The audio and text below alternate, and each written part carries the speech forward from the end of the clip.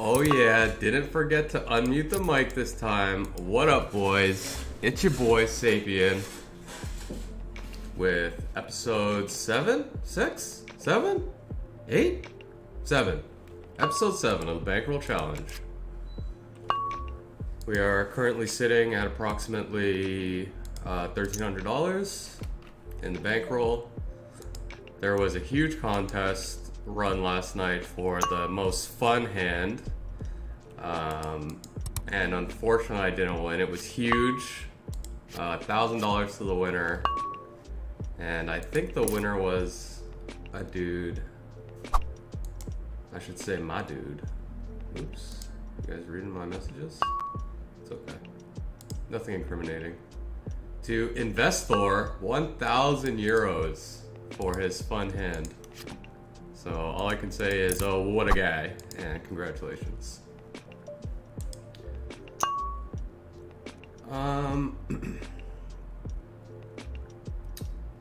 Here, I feel like the guy could be drawing a lot, and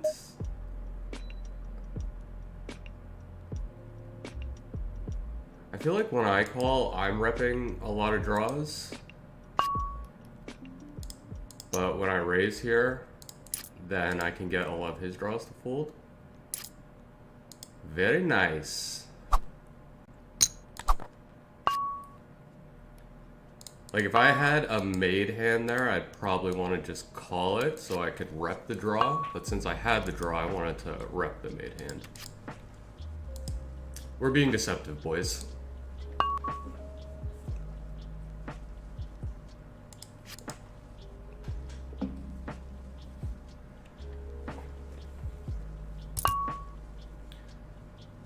I would also like to give a very special thank you to Jay Nandez from yesterday, who gave me the massive host, which did a few things for me. One, it got me a ton of followers. I got like 40 or 50 followers in one session. And Twitch invited me to be one of their affiliates, which is crazy.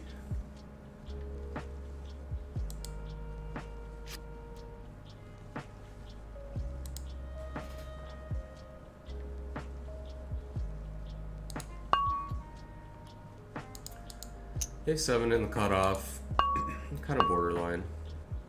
Well, we definitely have pot odds here. The thing is, do we want to try to steal? No. Let's just take really good odds here.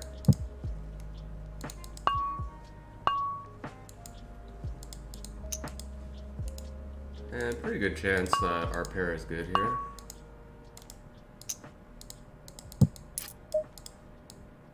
What do we have? The gutter.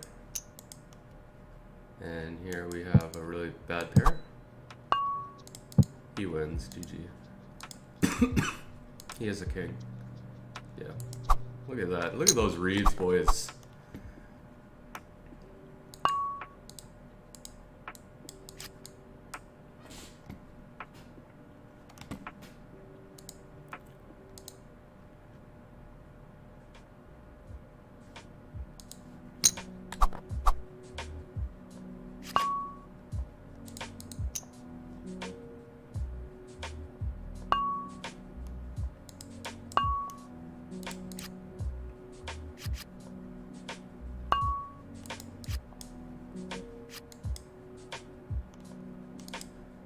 So Lord knows we be c-betting on this dry board, and wow, we're open-ended to like a super nutted hand. Like if an 8 drops and he has a 7, we are rich.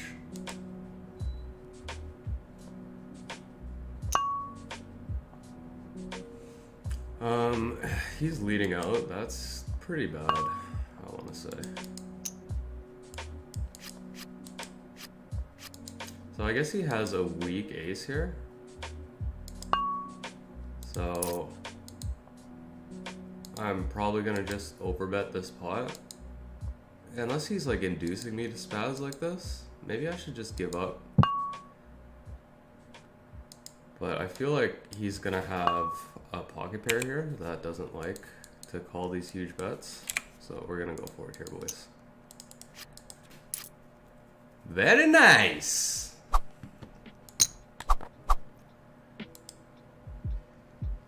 So one thing about leading out is it can be good if you balance it correctly. Like if you're willing to lead out with your sets in 2 pairs, then you can lead out with your pocket pairs as well. And maybe even some like strong 1 pair plus draw type hands, but I find at 20 NL, like lead outs are always basically mean one thing. Like my hand is not actually that strong, but I don't want you to get free turns, and that's about it. Or like the thinking is just like, I hope he folds, click. So I do not really respect leads at 20 0. It's not really a move that people know how to do properly. I think I can bet this, even though he will have hands similar to mine.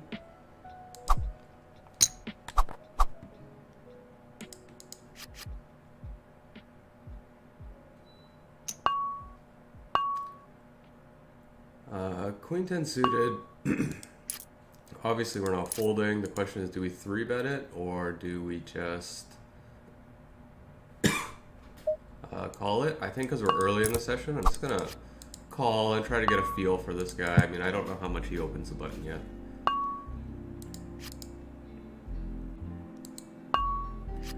So we just picked up our flush draw. Plus he showed a little bit of weakness, but he's probably pot controlling with a good high card hand. And I think, what do I want to do here? Because yeah, I feel like he actually has like ace high or something. He could have hit that king right there. So let's just go like this. Because the bet slider is so whack. I would have done that 10 times faster if it was the software knew how to do this, but it's neither here nor there.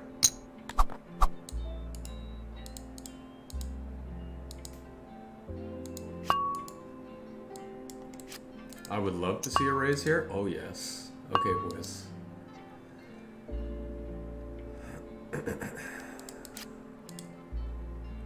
What do we do? Let's just ship it. He has a nut flush, so he's got a nut flush, but I feel like our timing actually, like, because the software screwed me up, I took so long, it looked more suspicious to this guy, and so he made that move.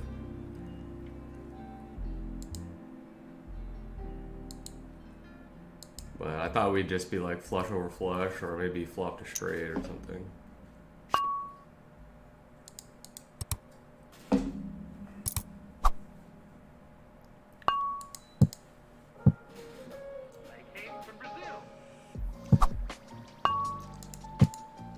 As a general rule, it might be bad to flat fours in the small blind, but I think against weaker players, you have the implied odds to do it.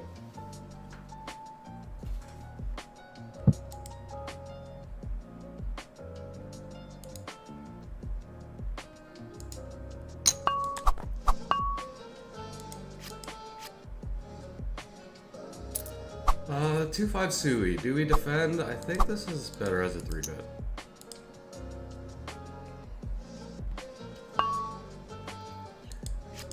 One reason I say that is because my image is showing tight right now. So I figure I will be a little bit more respected.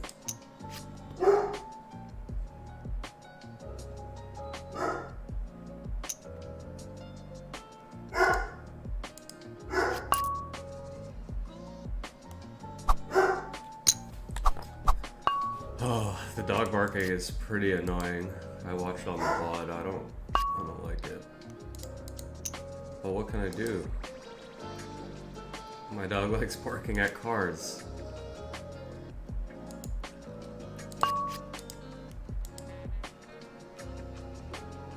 I mean, obviously I can train it out, but I only care on stream that he's barking.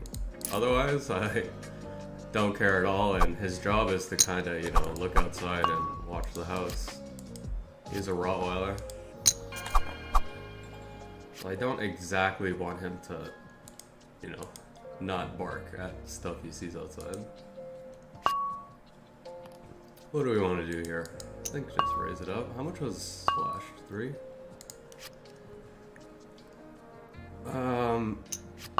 Is this guy sitting out? I'm not sure. I think his raise is too early to defend Jack 10. Well, the old limp re-raise all in with aces.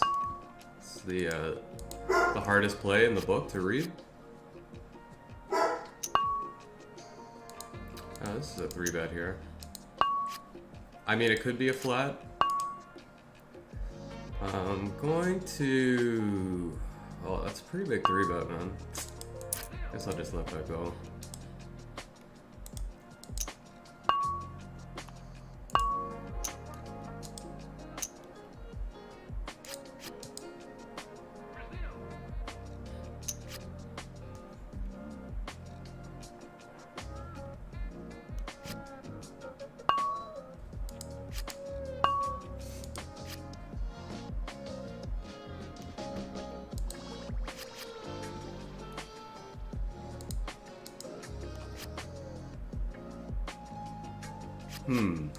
Multi-way with a suited king. Definitely not anymore. Probably would have been bad anyway. Let's keep trying to play tight. We're still pretty early in this session. What do we have, like 20 to 30 hands on each table?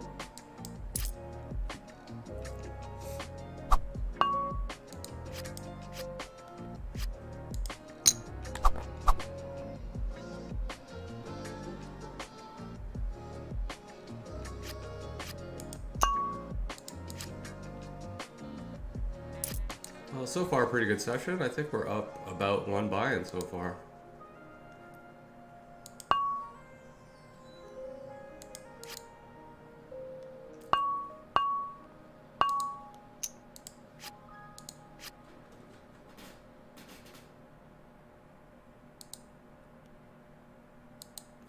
Oh, and yesterday I noticed, so I was right about, I was like, okay guys, this is my philosophy in poker. And, oh, Lechode! What up, buddy? Glad you came back to check the stream. Appreciate it, man. Yeah, so I was gonna explain, this is my poker philosophy, and then I got sidetracked and never mentioned what it was. So I feel like this was a really important lesson for me, is that what you want to do is, like, everyone's gonna get their run good turn, you know? Like, sometimes you run good, sometimes you run bad. But the key to making money at the end of the day in poker, at least in low stakes, is to just absolutely minimize your losses and your cost while you're running bad, so that you protect all the money you made while you run good. And you'll run bad / neutral more often. He has a 3 here. Can I blow him off?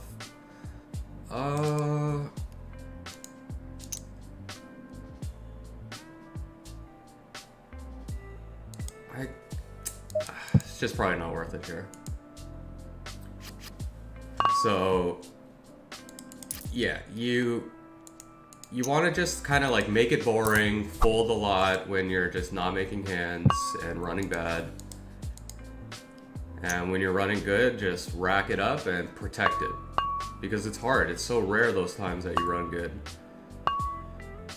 I think I want to see that here. Because he's going to have draws that like semi-connected with this board. That doesn't necessarily mean anything, but I'm going to just let it go this time. And I just turned my hand face up here. You like that advice? That was a very important lesson I had to learn, man.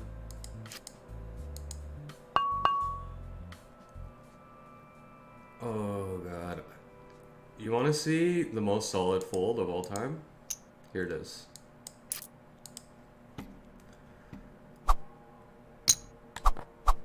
What sites do you play at, Lechode?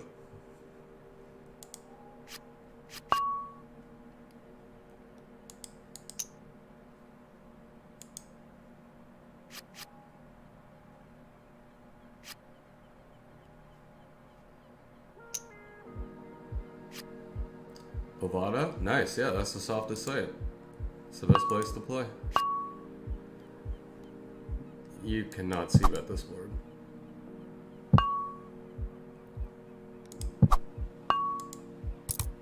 Been a pro off and on for about a decade. Do I want... Yeah, I mean, I have the worst hand here, and the board just got real scary with that, so... yeah, I guess you got an ace, you little shit. Yeah. Whatever. Being a pro is, everybody thinks it's good, but it's actually a pretty shitty job. Would you agree? I would. That's my opinion. It's not the most fun job.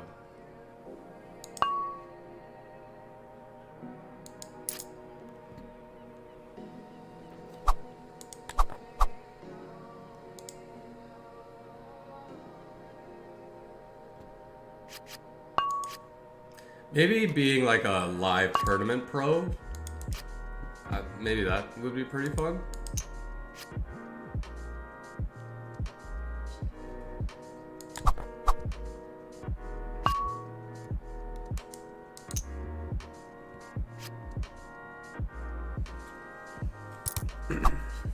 Yeah, so I'm buddies with Evan Jarvis, Gripst, and we've been working together for a long time. I helped him a lot with his website.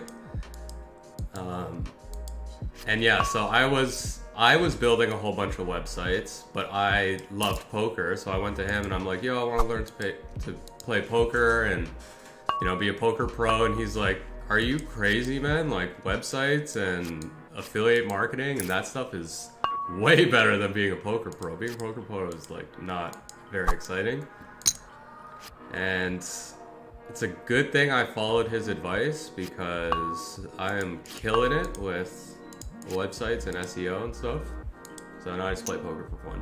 What are your normal stakes? They're all over the grid. So when I go to Vegas, I mean, I play World Series events, tournaments. So I mean, that's big. For online, I'll play anywhere between like 10 NL to 100 NL.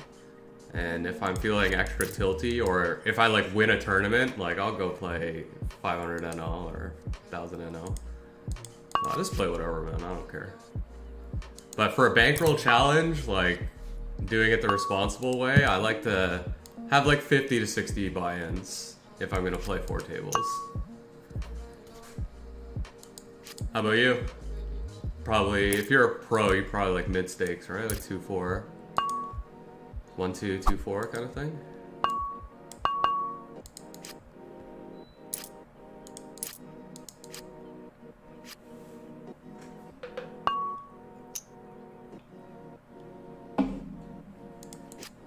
You're 6 max player, heads up, PLO, probably PLO since you came from,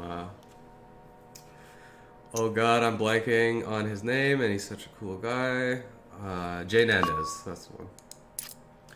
We'll see, SSNO. I didn't say I was a great pro.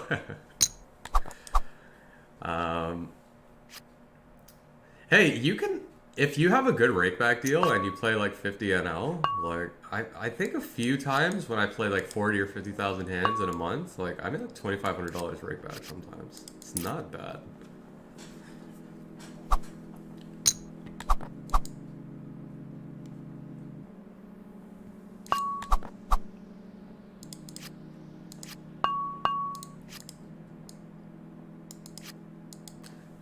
Bovada, so do you play Zone? Do they only have Zone there? I haven't played on Bodog in a while. Bovada and Bodog are the same, right?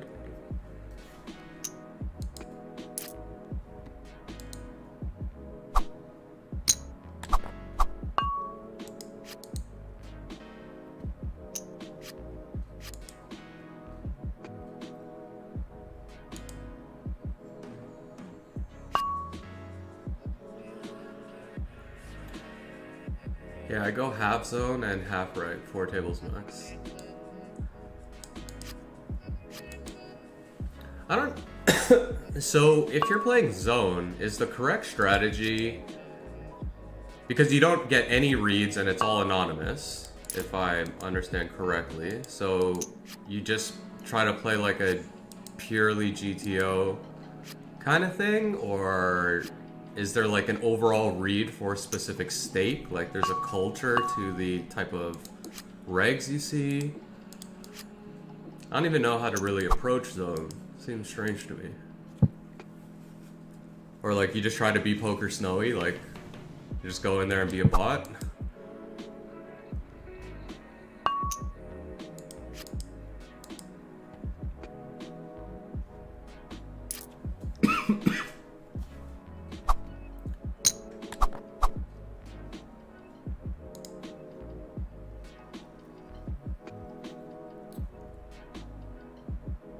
I have pool tendencies.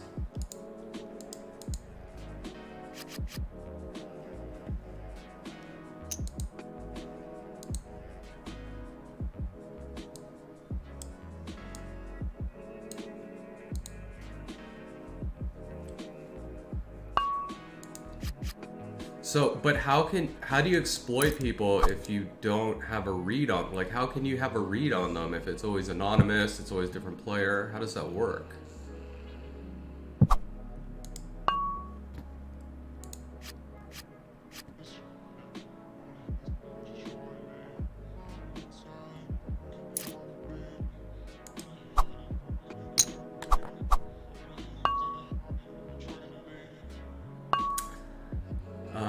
So I'm getting more than 3-1 on 2-7. I mean, I think this is right. Noise. Well, actually, you do the opposite. Instead of reporting bots, you're just like, okay, how can I exploit them? This guy is gonna be so mad when I show down this hand.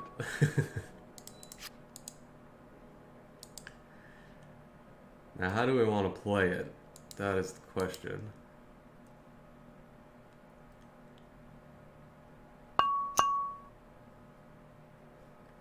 He half pots it.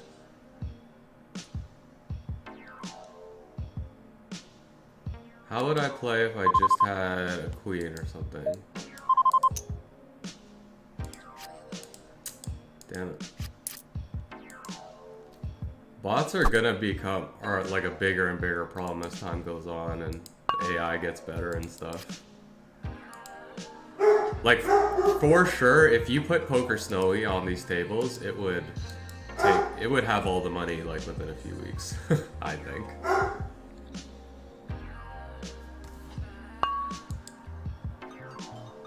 Well, he can't fold now, so ship it.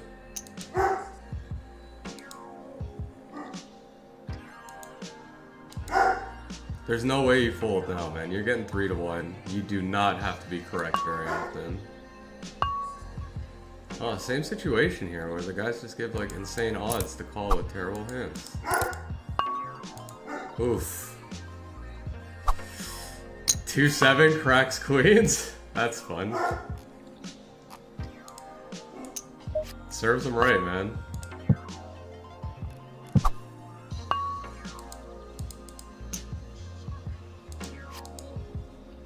Oh, I flopped 2-pair here and I didn't even like... Oh, now I don't even have fucking 2-pair. God, I'm stupid. I wasn't paying attention. Oh. I played that hand so bad. Yeah, 2-7. Honestly, I played that hand correctly, man. That was not fish at all. The pot was splashed. I had like 4 or 5-1 or something to call pre-flop. Like... That guy just played his hand really bad.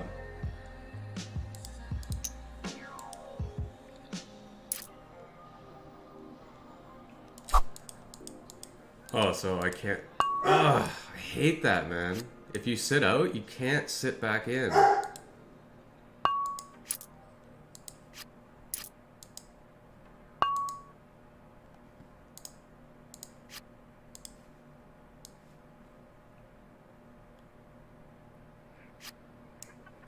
So are you like pro right now, Lichode, or is this what you're doing, or you said you were branching out, so you're working on like a business or going to school or something?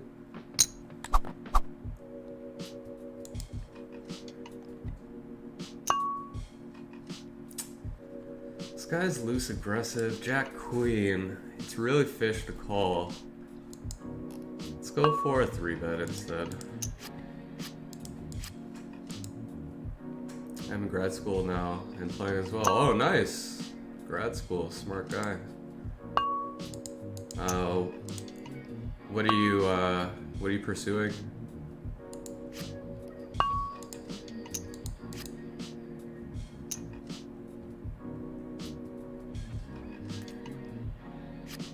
Something with stats, like probably like an economist or something. Finance, yeah. Of course, man.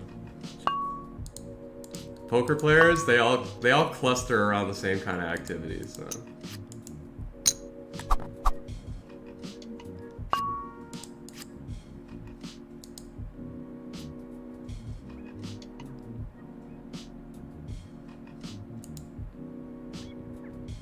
That's awesome, man.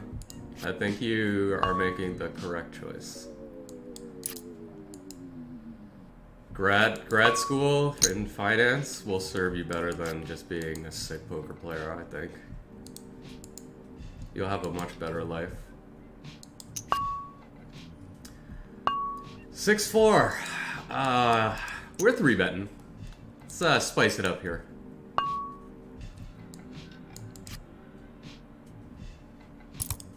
Up, double nines. It's the sign.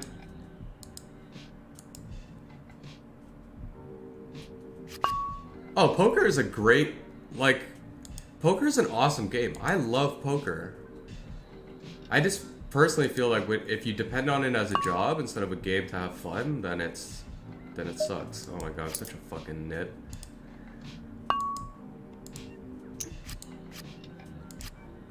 I think poker is an amazing game that it's impossible to play perfectly, so you can always get better. Like, I love games like that. But sometimes it just doesn't go well, man. Like, if it's your job and... Ugh. Oof. It's rough.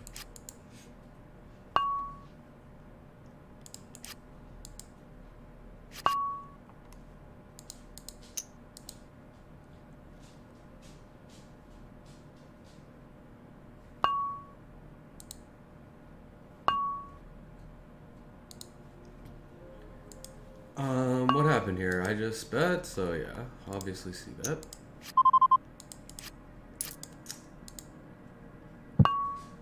There are a lot of draws he could have called with. It doesn't have to be an ace, so we can value bet our 9 here.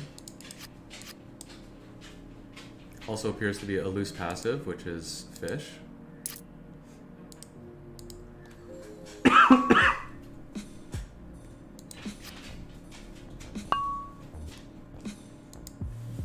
You guys want to see my dog who's asking for me to play with him? Or maybe just needs to go outside. Hey boy, you need to go outside. Okay. Just one sec, let me let this beautiful boy outside.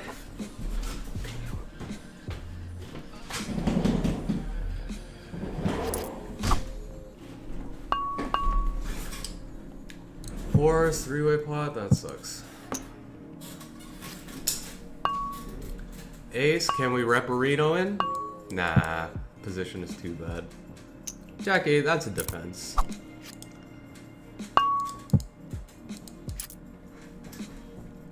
So, Lichode, you've been watching me for, I don't know, 20 minutes or something.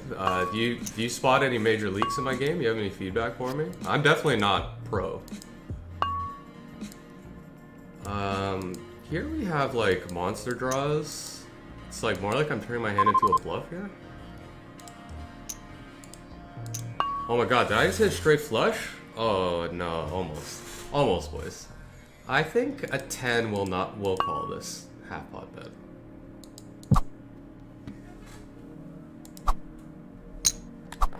Oh yeah, hitting sets.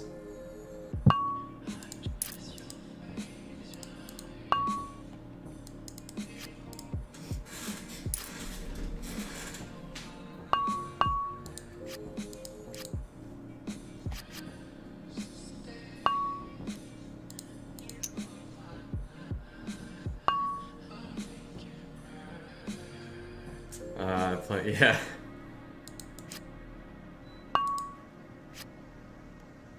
I feel ya. I feel ya.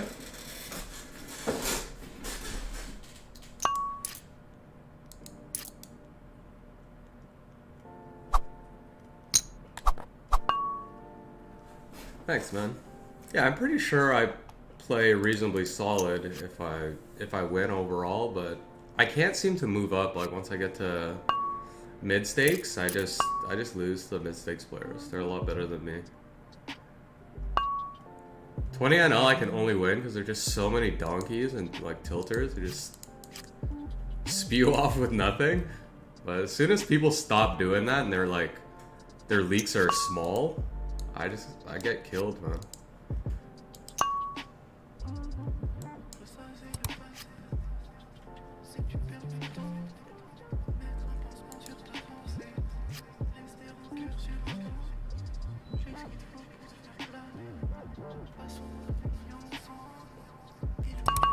Yeah, like I would say 50 NL is probably the most I could beat, like on let's say like stars or something.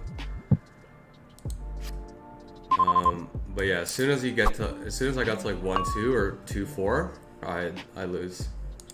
I can't win. Maybe with rakeback I can break even. That's probably the best I could do so far.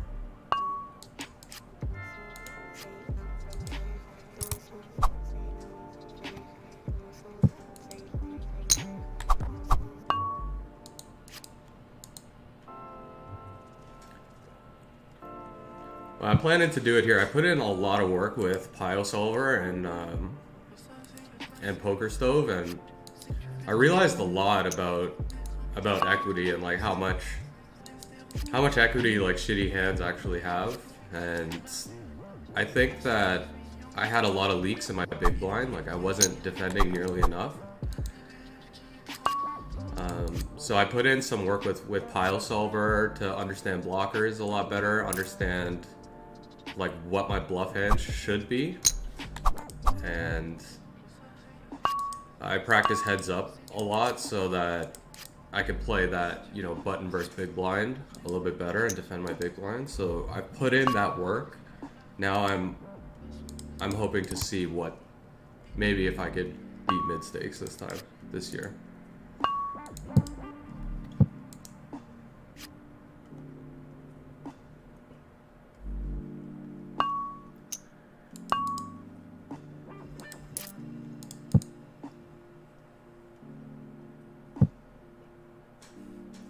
Yep.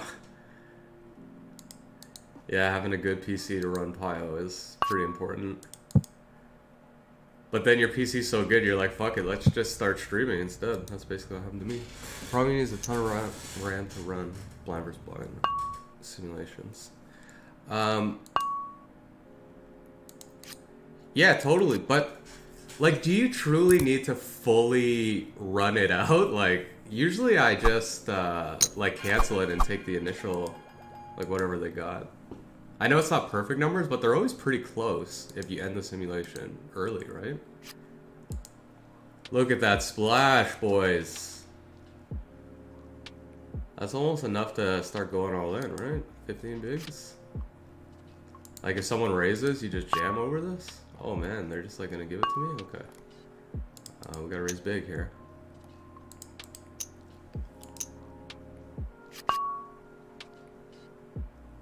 Ace-8 cut off, like,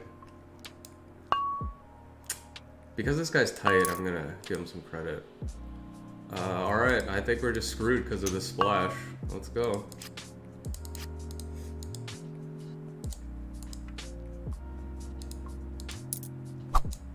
Alright, good call. We flop a boat. Run good. That was a pretty good call by him.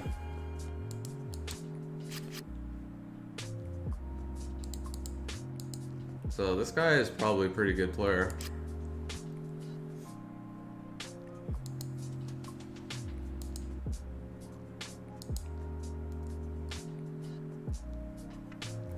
Exactly. I think in his situation, I probably would have played it very similar, except I don't think I would have 3-bet as big as he did, although I might have. Okay, like here's an example of some of the like PIO work that I did was, what is my how do I balance my 3-bet range of under the gun open? So how many hands do I, like what are all my value hands, what are all my bluff hands? So I would have like never done this before when I was multi-tabling, like mix some of these hands in. So that's one big thing I added to my game this year. You know, he calls out a position. Now I have hands that can smash boards that are like incredibly deceptive. He's gonna show up with like ace queen here, like so often. Ace queen and king queen suited and middling hands like that. And now I can pretty much smash this as well.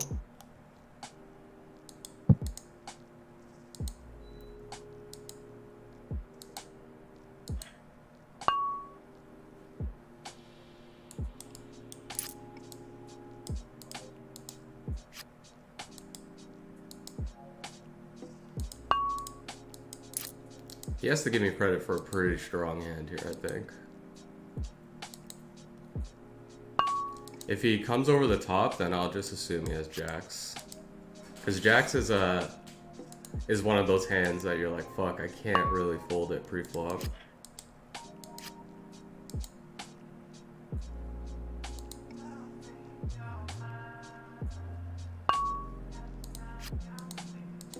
Nice. Worked out this time.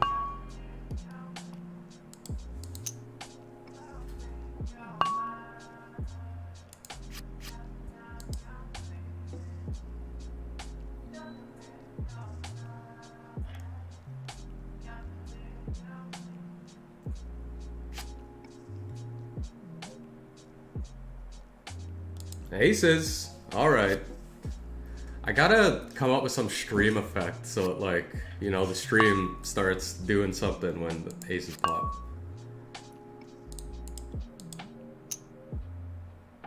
My favorite part of the stream? No delay. Fuck yeah, my dude.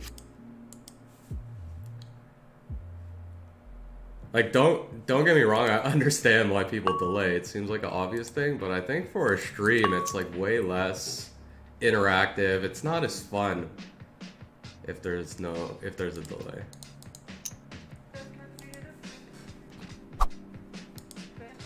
I invite everyone and anyone to come on to Run It Once, stream snipe me, and play me. Because I also bet you that if you see my hands, it will actually make you play worse. Your lines will probably not make sense, and I'll probably smash you.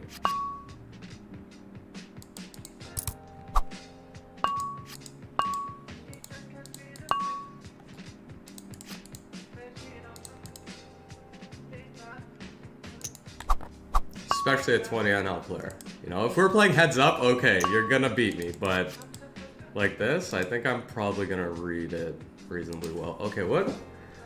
Oof. This is a tough spot, actually. His bet is big. I can't sit there and eat barrels, so calling to hit the draw is bad. Also, he could have a flush draw, which makes a lot of my outs toxic. Is this a fish to fold? I guess I'm a fish.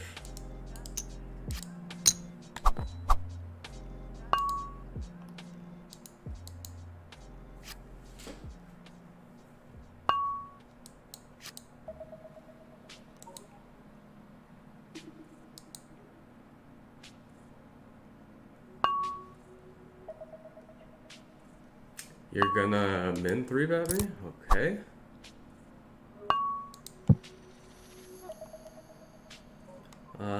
Loose passive. Let's see if he lets me just limp in here. This is generally bad, but again with the deuce 7, I guess someone's queens want to get cracked again. I don't know what to do about this hand.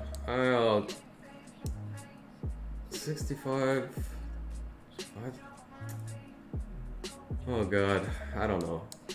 Let's just move on.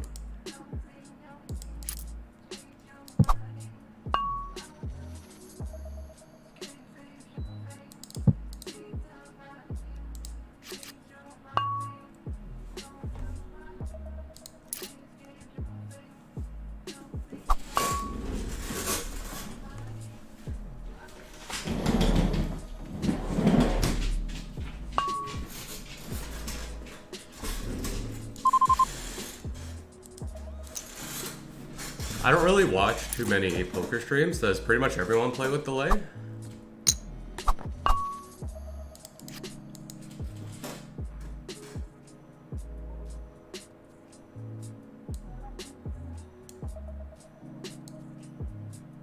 Use a HUD mate? It depends on the site I play at, but this site does not allow HUDs right now. In fact, you can't even use Poker Tracker with Run It Once. So no HUDs. When I'm doing like a monster multi-table, I'll use a HUD, but if I was playing 4 tables, I probably wouldn't even use a HUD anyway.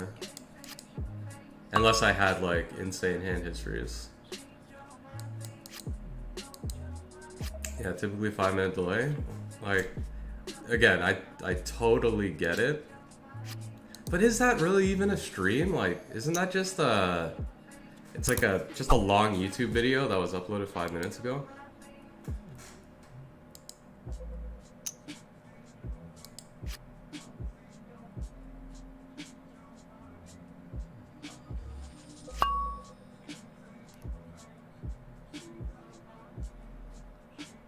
Let's just defend here. I think this board texture is good for me.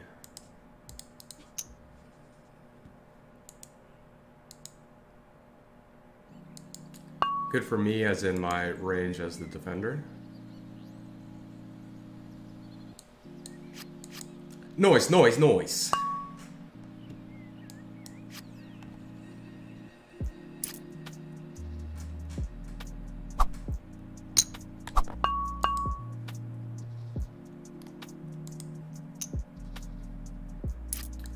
Alright, check it down.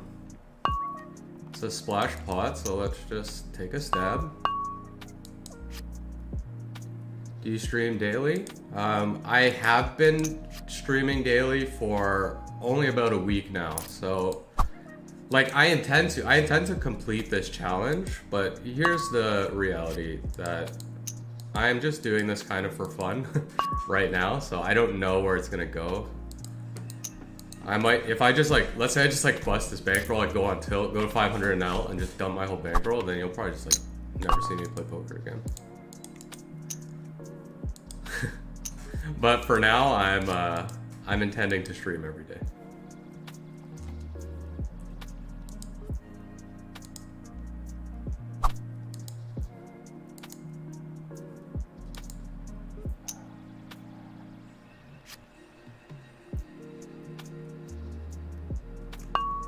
I wouldn't believe people still win at these stakes because actually I think it is hard, really. Wish you all the luck if you need it. Well, I definitely need luck, so thank you for that. 100% you need some luck.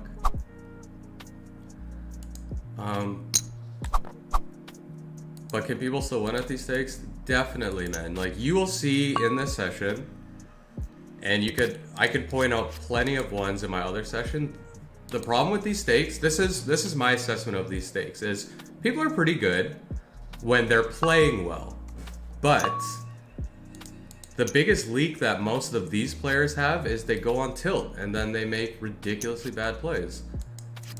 So if you want to win here, well, at least I won't say for you, but this is for me. I have to play a short session. I can't depend on it. It has to be playing for fun for a short session at 4 or less tables, even though I could play 16 tables. I just won't play them well. So if you do all of those things and you just keep playing solid and the other guys eventually go on tilt, you'll win.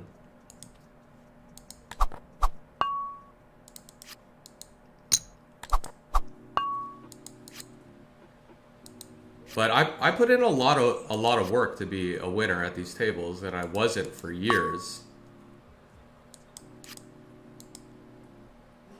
But definitely 20NL can be beat, man. 100% it can be beat.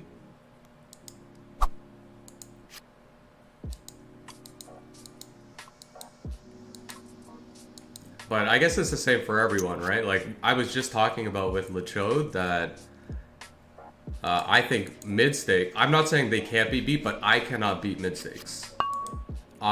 those players are better than me, and I lose to them.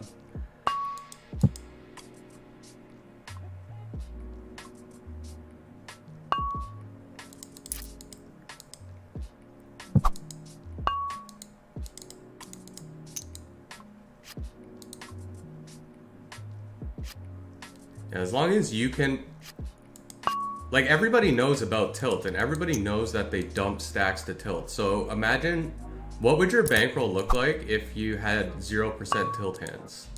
If none of your stacks were dusted away to like a tilty call. Oh god, that's so good. I'm just gonna hit 60 and hope that we get a 3-bet.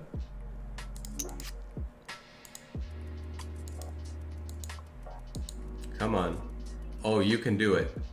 You can do it. Oh. As a streamer, do you get that extra... Oh, excuse me, guys. So I haven't received any rakeback payments yet. I don't know how it's going to work. So I can't say for sure.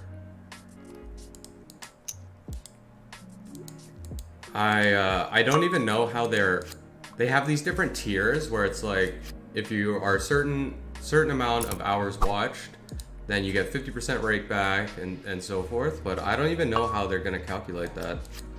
So I'm interested to see how it goes.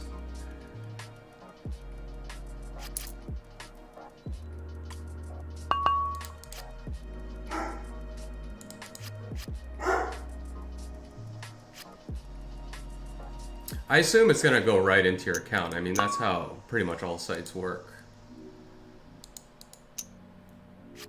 But there's also a few things that I'm waiting to kind of see, because they also say net rakeback, and they do these pot splashes. So the question is, if you win a splash pot, does that count towards your net rake? Like, are they including that as, well, we already gave you rake back because you got the splash pot? I don't know how that's gonna work. Oh, this sucks for me. I can't rep the ace anymore. He could have had a draw. He could also have a pocket pair that I could bluff off the hand. He couldn't have really had high cards here, so I think, yeah. Do you play Omaha? Do you consider playing it in this challenge? So I think I would lose at Omaha. I'm not a good enough player. Like, I know how to play it. I've played it before. But I'm not confident that I can win playing Omaha. So if I did play Omaha, it would be for like a Funzo thing. It wouldn't be as part of like the bankroll challenge necessarily. My younger brother is a professional Omaha player though. He plays live. He does extremely well playing Omaha. To me, it seems like just too much variance in that game. But I guess there's probably weaker players playing Omaha.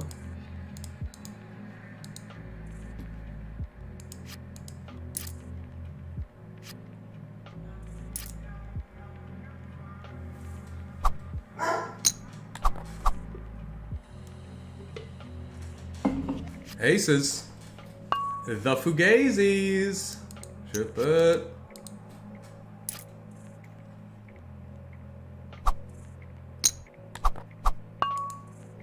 Now ace queen, run good. Card rack. Pocket fives, 3-bet. Why do we 3-bet? We hate the small blind and we just want him to fold. But he does not oblige. We hit the ace. Hit the ace.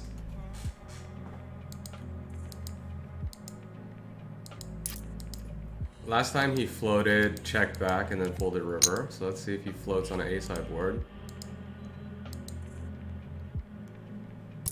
He does. Oh, I think we lost this pot, boys. Basically, any hand he called with, has this beat? 2, 4, a little bit. This is probably kind of bad, but I think I read the pot odds correctly. Checks back, so he has like an 8 or something, which would maybe not call 2 streets. This is rough. I think he checked back to keep shitty hands like mine in the range, so I'm pretty sure correct move is check fold here.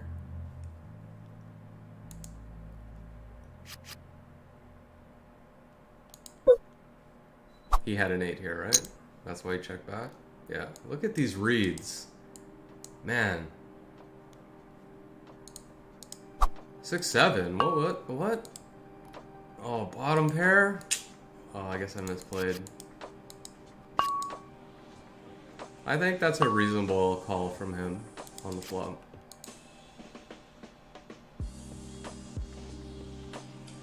And it's a reasonable pre-flop call too, to defend the 3-bet.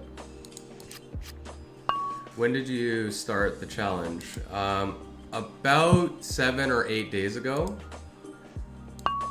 So originally, this is what originally happened. I just put 500 bucks into the site just to play. I wasn't planning on doing a challenge.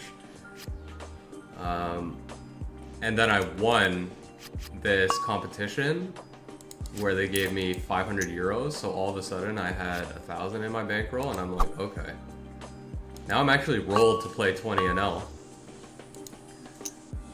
So let's do a bankroll challenge because 20 NL to me I think is like a reasonable start. Like I could potentially get to 25,000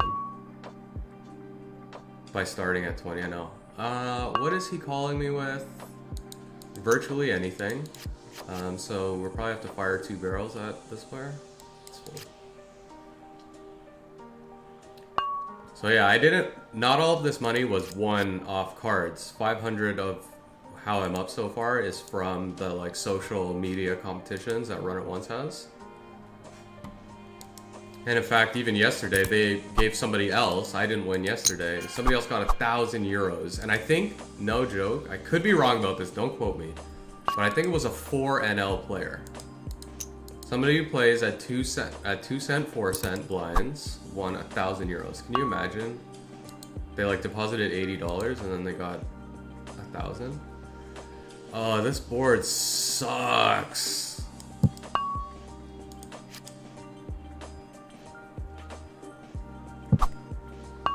It just got better for us.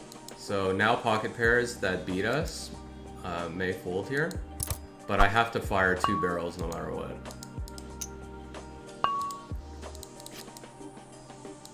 Damn it, he has a queen. Oh, he hit the ace. Is that free roll? It's not a free roll as in a tournament free roll, but it is a free roll in terms of equity, like extra equity that you have to play on the site. So let's say for example, so I'll just show you real quick. So in their Discord channel on Run It Once, they have different things like they have fun play Sunday, crazy call down Friday. So let's say you're playing on the site here and you see a spot where normally you would fold. Like some guy goes all in on the river and you have like ace high or something, or king high. Normally you just fold there, but if you're right, you make this hero call and you're right, you have a chance to win like 500 euros or 1,000 euros. So all of a sudden, it is plus EV to make that call because of the contest equity. And what's even more funny is then everybody on the site is doing it, so it changes the whole meta of the site when the contest is running. So all of a sudden people are making such insane hero calls, so bluffing becomes less profitable. But then they run a contest about who's doing the craziest bluff, so then hero calls become more profitable. So it's really cool what they're doing, man. I really like it. So, but to answer your question, I would consider that a free roll. And every hand you have is a free roll to the hand contest.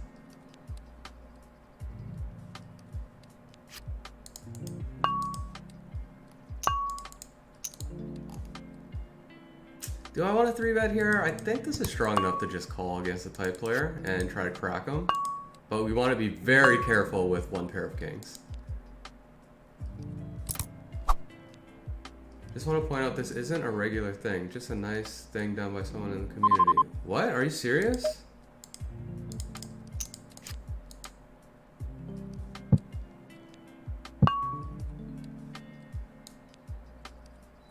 Wait, what? Then how does it get credited to the account? Like he's just shipping money to the team and then they're putting it in the accounts?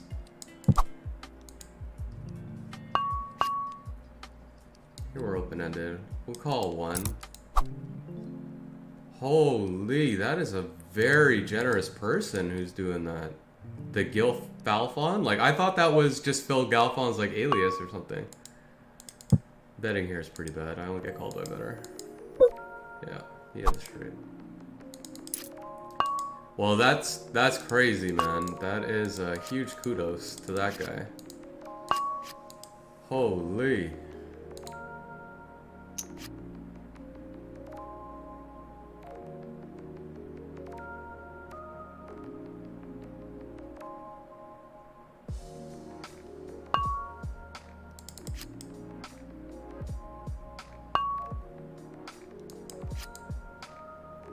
Well, that is a true fan and a great supporter. Like, I want to support the site too, but my way of supporting it was to play on it, you know? Because normally I probably wouldn't play on a site like this. But it's Phil Galfond, so I want to support him. Like, I really like him, and I think he's a great ambassador for poker. And online poker. Like, online poker needs some credible and respectable people behind it, and I think Phil Galfond's one of those people, so. Wow, that guy is such a great supporter, man. I'm gonna message him on Discord later and just give him extra thanks, because I thought it was just part of their team. It's like part of their marketing budget or whatever. That's what I thought.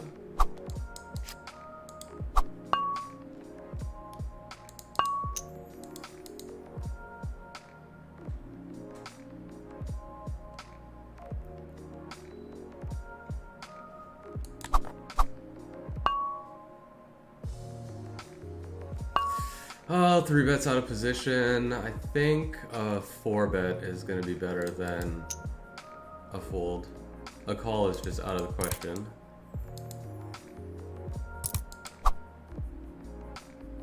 And he just flats, so it's probably a pretty strong hand. But look at that. That's a huge pot. That's like 40 big blinds, or yeah, 40 big blinds. Thanks for letting me know, LB? LB. Oh, you're like a mod in the Discord, right? I think. Or do you work for Run It Once? I don't know. Seems like a very community-based site.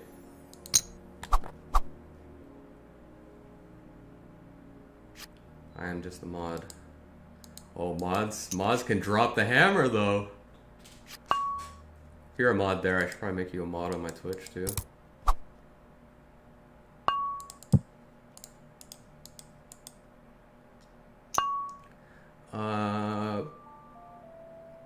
What happened here? Did I defend with this from this position? I made a mistake pre-flop here. Sorry boys, do not copy how I played this hand. This was bad. I was too caught up in my conversation here. Sometimes the autopilot fails. Oh, we're at an hour. I should do the healthy thing and stretch. Move my neck around, get up, take a short walk. LB is following. Thank you, LB. I appreciate it. You're my first follow of the day. And thank you just in general for coming to watch. I appreciate it. I've only been streaming for like a week or whatever, and there's already, what does it say I have for viewers here? Like 10 viewers or 8 viewers? Like whatever, I know that's small, but it's also cool. Like to just run it for a week. I didn't expect anybody to watch this, really.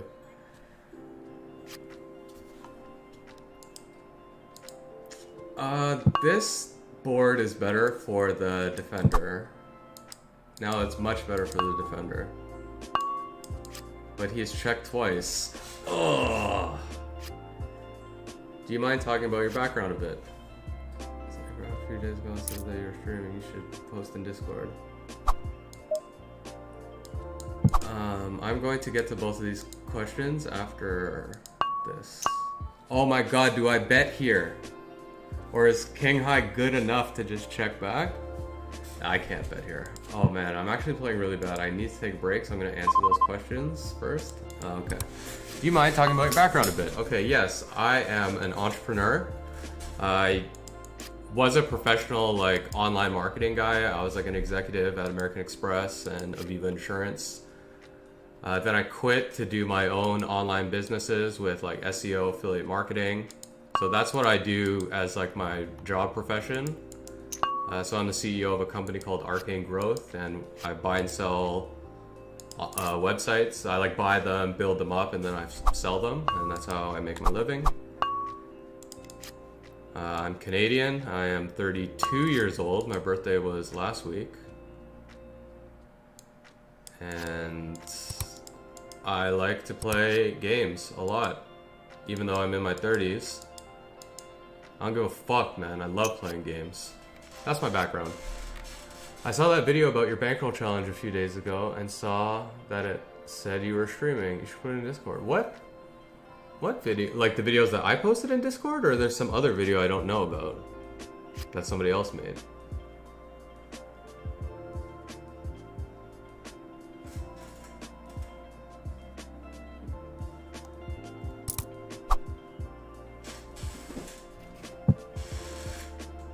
Yeah, the video saying thanks for the 500 euros.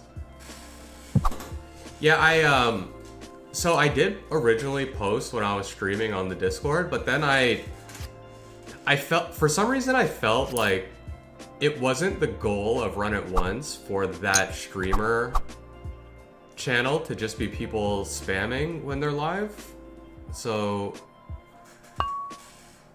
I don't know, I could have misread it, and I could just be like way overly Canadian, but I thought it was like, it would be impolite of me to to like say, to post every time I stream. Am I wrong about that?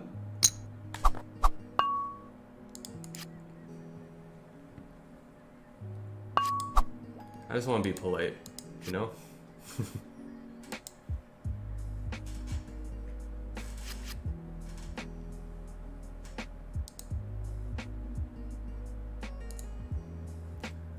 I think the channel is for doing exactly that. Alright, fair enough then. I mean, you're the mod, so I could say, hey, listen, the mod told me this is okay. So I now have your permission. I'm getting my link here. This is, oops. Promoting your stream to other members of the community. Yo, this guy, man. This is squeeze for sure. This is full for, yeah, this guy's passive. We can't. I thought it was for like the community to like ask questions of the streamers, but I mean, I don't know, I'm stupid. Plus, to be honest, I didn't like pay too much attention, so. I feel ya. Let's let people know here. Oh. Definitely remind me to extra thank this guy for being so cool. So I got one caller that's guaranteed a king that will not fold to a 9 turn. So he's just got it. You know, sometimes in poker, the other guy has the hand. Oh, his check back is brutal, but it's a really good check back with a king. Because he's gonna bet now and expect all up Harris to call. Oh, jacks. It's very similar to a weak king.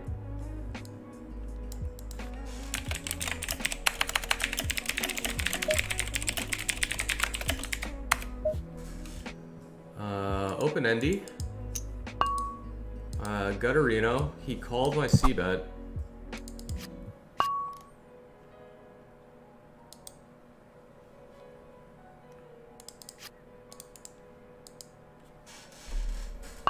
I'm gonna have to take a break in a second, so I probably shouldn't have spammed it right before I was about to take a break. That's pretty stupid. God damn it. So this guy has either ace high, a pocket pair. I don't think there's any way he has a weak king. And I don't think I played this hand in such a way that I can get him off that hand unless I overbet this pot. And I'm just not feeling that frisky right now. Pocket sevens. Big. Ugh. Like, maybe if I 2x pot it, I could force him into a hero call situation, but... Oh, I didn't have the cojones to do it in that instance. Does that mean I'm playing bad? Don't know. I had a grasp on the situation there. Yeah, so I'm gonna sit out and take a 5-minute break. I hope that everybody stays. Go grab some water, go pee, go pet your dogs. Go grab a coffee with the colleagues if you're at work. Because this dude needs to go to the bathroom. So how do I do this? Sit out all tables. Well, I might as well leave because sit out doesn't work. Leave this table. Leave all tables next BB. You raise me, BB? I call you BB. Because we knew the flush was coming. Now he checks back, which sucks.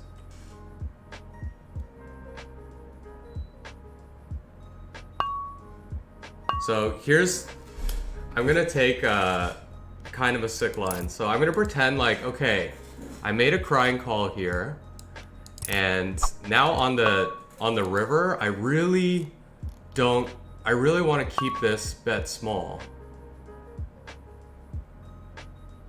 So I give him a chance to think I could fold, and then he goes over the top and spazzes with like top pair instead of folding to a jam or checking back. Oh man, he didn't do it. What did he have? I want to say he just has a 9 there. Yeah, 8, 9. Oh, is that 2 pair? No, it's just 1 pair of 8s. So 100% he checks back. But would he have called a bigger bet? Potentially. I think the king hurts me a little bit in that situation. I don't know about that hand, if I played that well.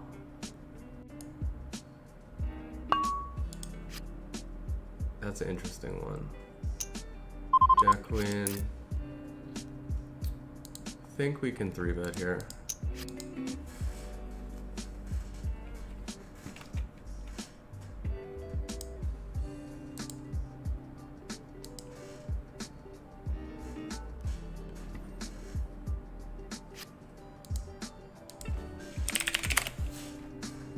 My trusty notepad out.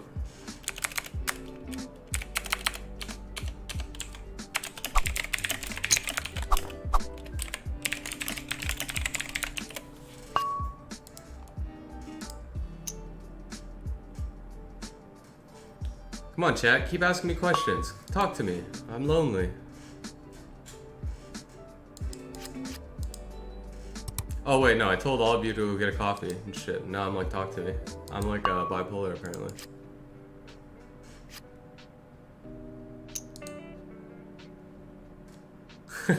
X to the motherfucking D, man. Oh, God. What do fish have? They have everything and anything, right? And they don't fold? This c-bet is probably so bad.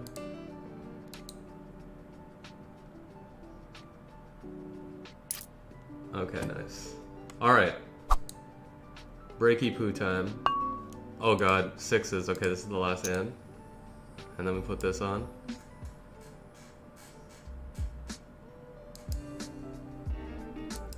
Alright, fish. Do you guys get this layout Rio? Because, yeah, they provide it as part of their streamer program. We're open-ended on the idiot end of this draw. We're gonna get called by a lot of hands here. We are gonna bet so small that he's gonna allow us to hit our draws. Come on, fish. Thank you. There it is. We have the dumb end of it. but he probably had a 10 and not a jack. So he probably thinks his 10 might be good here. Nope. Okay. Okay, guys, BRB, please don't leave me, okay?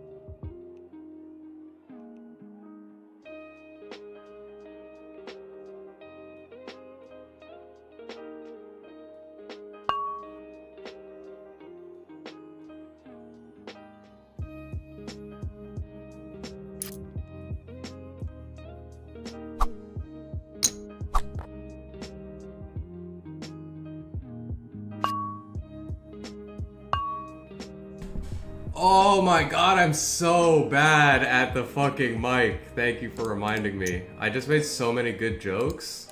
Oh, damn it. Oh, okay, here's one thing I'm a fish at. It's streaming, okay? I am a stream fish.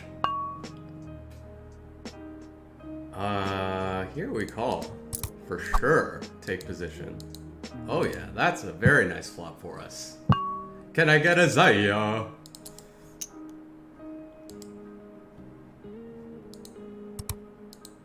You have... What do you have? You have a losing hand, my friend. That's what you have. What do we do here? We check back? He doesn't have Jack Queen. We check back. Oh shit, that's a bad card. Oh, that's a really bad card for us. What do we do? Pretend to bluff? Let's pretend to bluff. This doesn't... I think my check back on the turn is... Is it bad or good? I don't know. What are you leading with? This lead feels like a 9, so I'm not gonna turn this hand into a bluff.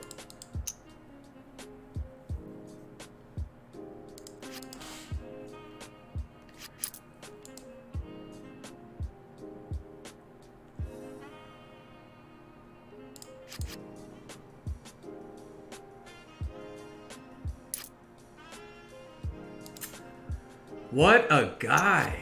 What a better guy. This guy has nothing, watch. He's gonna call off with nothing. See? How do I know? How do I know? How do I know? How do I know? Investor! Congratulations on the 1,000 euros, buddy. That was crazy. I actually shouted you out earlier. 0 delay, man. Bro, we don't play with a delay here.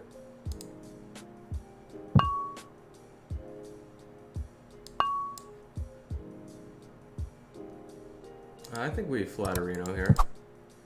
Okay, so the dude...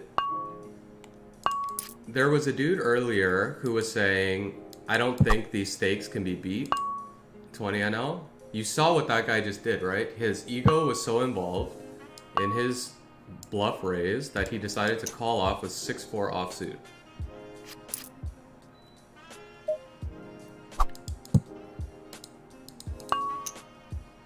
So yeah, that's how you make money, is you find players who call off their whole stack with 6-4 offsuit, and you play with them as much as possible. So he gets a purple coat.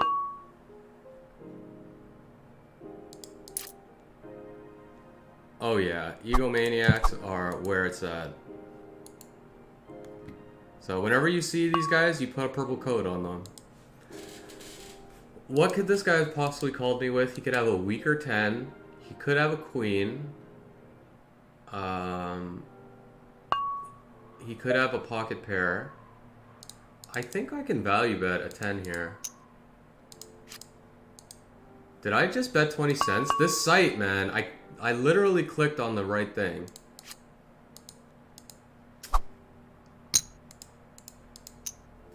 This site has some glitches for sure. I clicked on 1/4 bet, man. I know for a fact that I did that. Have you got the glitch where the bet slider is like stuck? So you just go like raise 60, but it like just pulled the whole thing? So we are probably gonna stack this guy right here.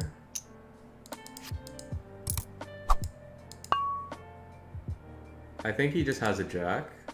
The king might scare him a little bit.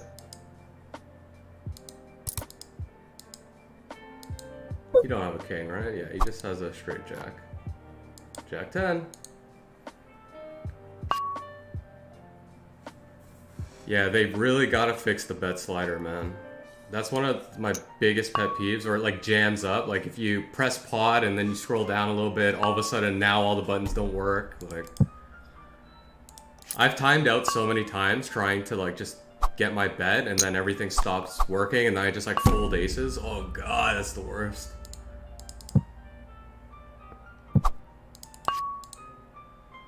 Do I have anything here? Yeah, I got the best hand. Guaranteed ace high's the best hand here. Watch. Snap call. Oh.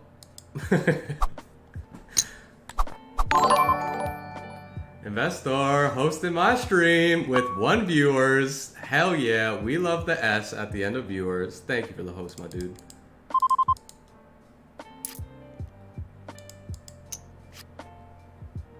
I appreciate you, man. I will also return the favor of hosting if I catch you online as my stream ends. This is a defense for sure. We are snap calling 1, the C-bet.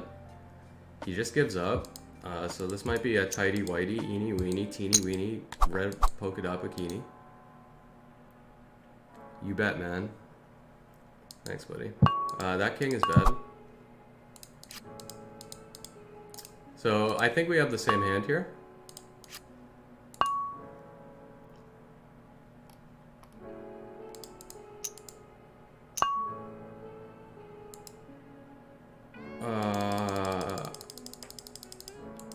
I think just call might be better. What did he do? He 3-bet me.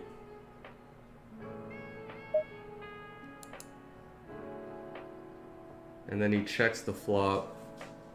I mean, it could be ace-king. I take a lot of aces out.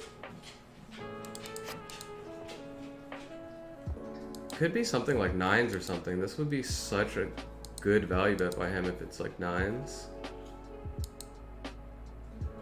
Could be that king, though. I just feel like I take a lot of ace-queens out. Or ace-kings out. Let's just play solid and fold here. I think that's borderline. Nice solid play and thought process. Enjoyable. Thank you, man.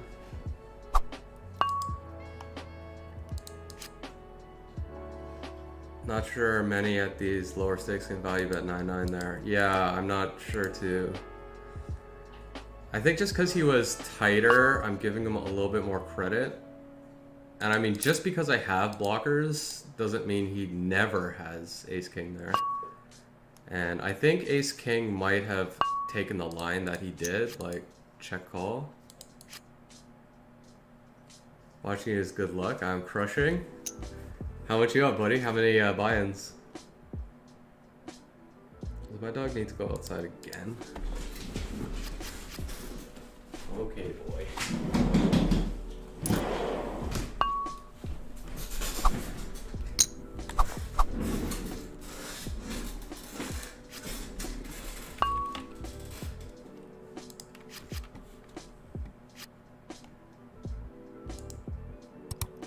Three buy-ins since stream started. Nice. We're matching. I think this is a squeeze. And we want to squeeze kind of big here, I think. Because once this fold, if this fold happens, then this fold guarantees happens, and then just pick up 5 big blinds. God dang it. You like the videos? Thanks, man.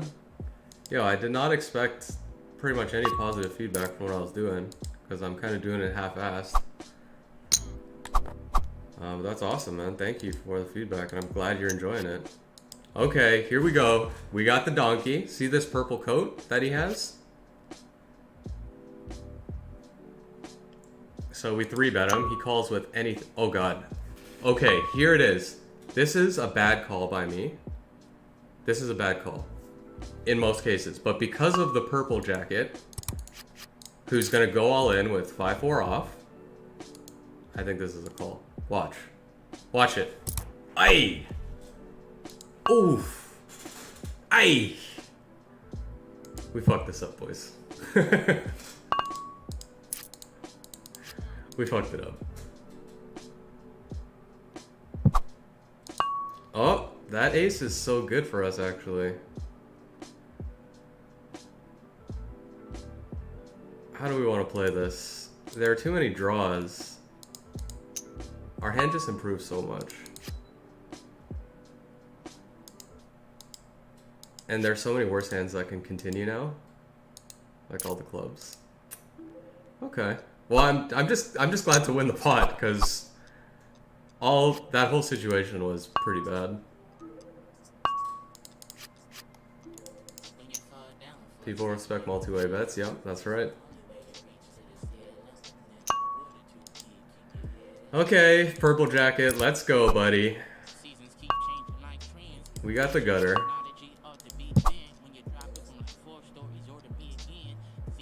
Ooh, 6 is a good. It's a good card for him.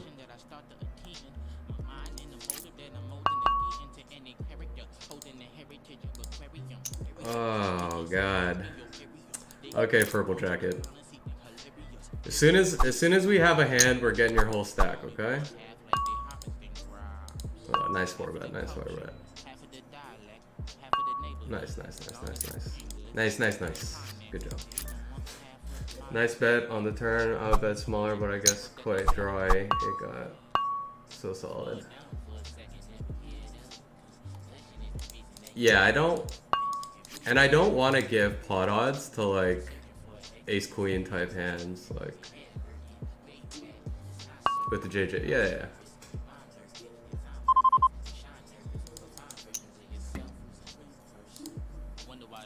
Song is not chill enough. Oh man, I'm getting wrecked a little bit here, boys. I wish this was suited to defend, but I'm not going to defend that. Look at this. Okay, I think everybody started stream sniping me, and now they're just going to like 4-bet me. That's okay. I'm still going to beat you guys.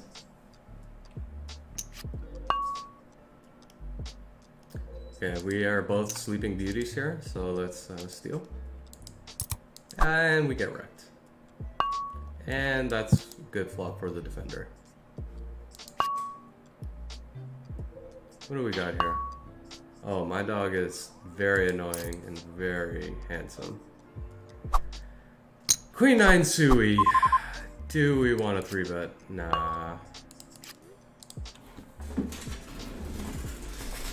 Okay, boy.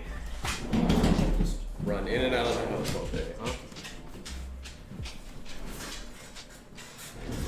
5-8.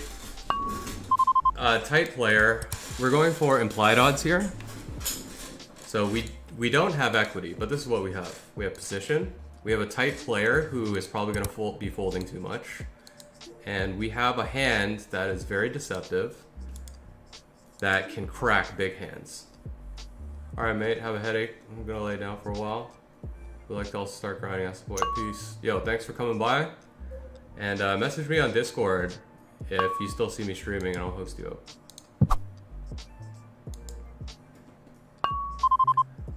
Jack Queen, I think, is probably a 3-bet here. 5-8 aces.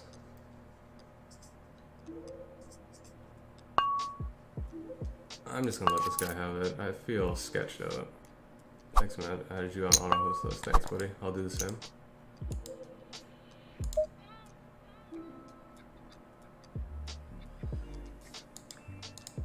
Yeah, I assume that just like hosts whoever's online. You can just add a bunch of people and it'll just pick at random kind of thing, whoever's online.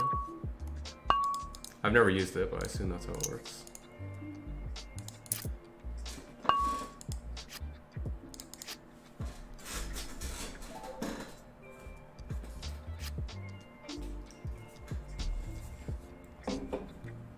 Thanks for coming by, Investor.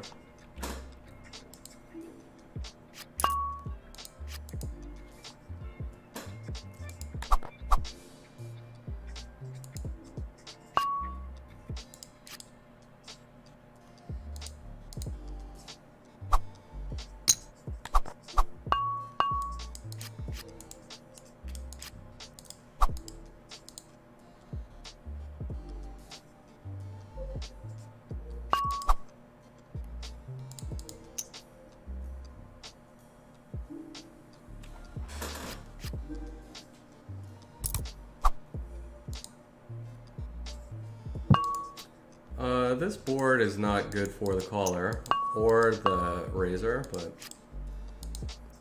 this guy's a short stack fish, looks like, so he's probably not gonna fold. Serves us right. I didn't see a stack before I bet, and I would not have bet if I saw that stack, but I was not paying attention.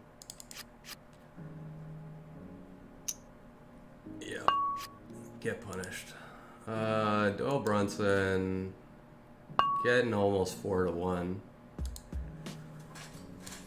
But in reality, this hand is really shitty. And I am of the opinion that Doyle Brunson, since he played live, he probably only played something like 100,000 hands. And any online poker player knows that you can run good. I don't actually think Doyle Brunson is a very good poker player.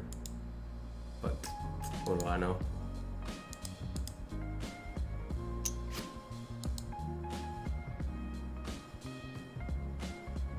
Like, I think if Phil Galfond played heads up with Doyle Brunson would lose all his money in one day.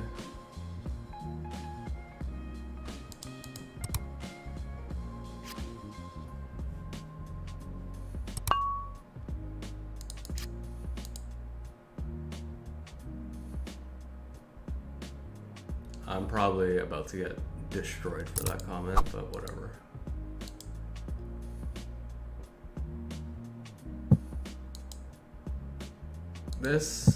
Is this a C-bettable pot if everyone checks to me? It is not.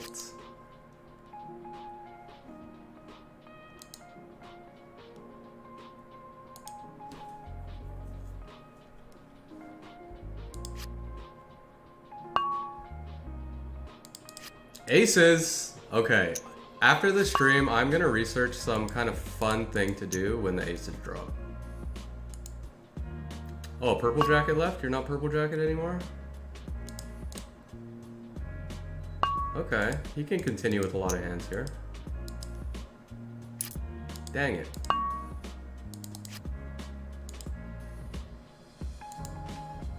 Queen is slightly good for the defender, so let's see if we can hit a scarier card.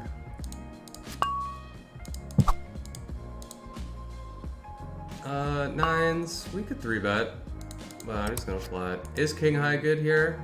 Possibly. Ace jack. That wouldn't have folded, I don't think. Oh yeah, we got a set, multi-way pot with an ace on board. This is how you win stacks. Right here, this is how you win stacks.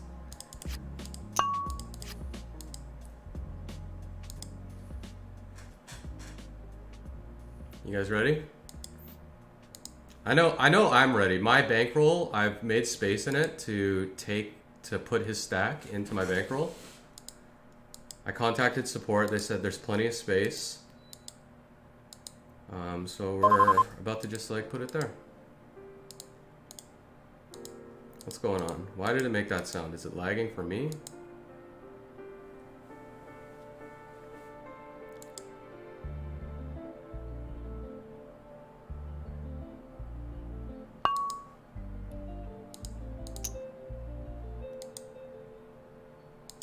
Oh, come on, man. Oh, he's disconnecting. That really sucks, because I needed your stack in my stack. Come on, reconnect, buddy. You can do it. That's a defense.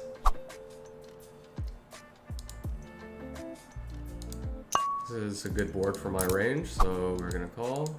It's probably better for his, but we're gonna raise. Nice, nice, nice, nice. Okay, let's flat here. Keep this guy in. Not the best. Certain draws got there. He has an ace, so we're dead. Full 10 bet. Yep. Now he checks. I'm pretty sure this guy is gonna have an ace here, so we can get 2 more streets. Yo, MG Elo Magilo 77 following up in here. Oh yes, we just got a stack because he has trips and we have a boat. Thank you, ship it. Oh, we run good too. He has the clubs on the turn.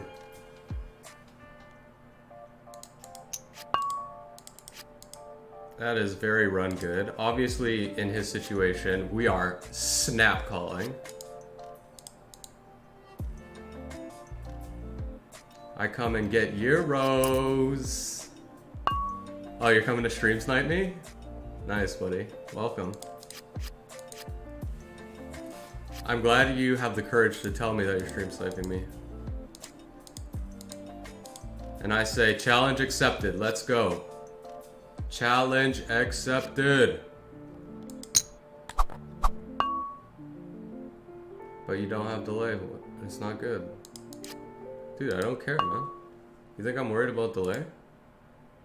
I truly believe, like, I have an open challenge. Come see my hole cards, and I bet you that I'll still win. Your line, if you see my cards, you're gonna play lines that don't make any sense, and I'm gonna figure it out, and I'm gonna beat you.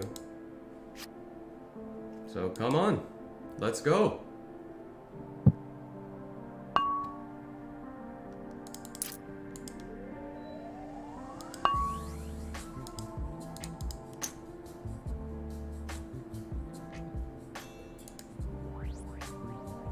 This guy's gonna steal, I'm gonna fold. Ooh. Oh.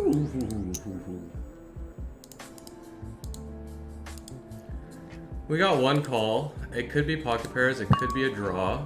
We want to check back to keep those hands in his range. The king is slightly bad, but we want to get a 9 to call, so we bet small.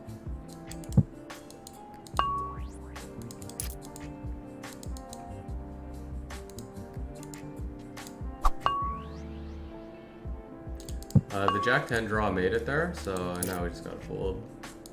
Could have been a good check raise to just pounce on my weakness there.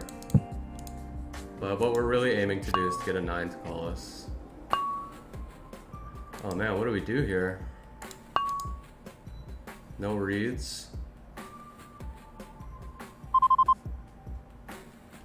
I'm not sure what the correct play is, so I'm just gonna fold because we're in the small blind. What do you guys think? Ace queen there. Raise, re-raise on the button, so his range should be a bit wider in position. Ace queen is probably doing well, but I'm gonna be in the small blind. I don't know. It's ugly. Small blind is a very ugly position.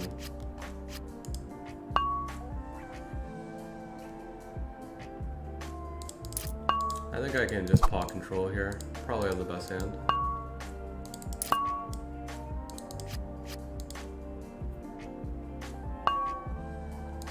We'll throw out a little bit. Because I think our equity went up a lot.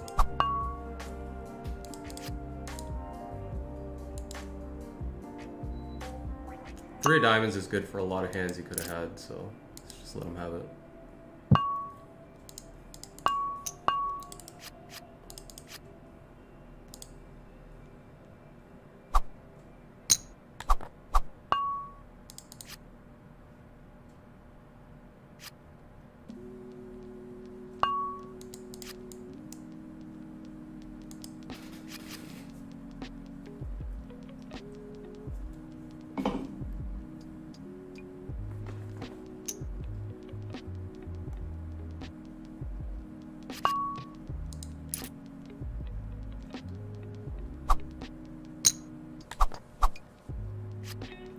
Ace King!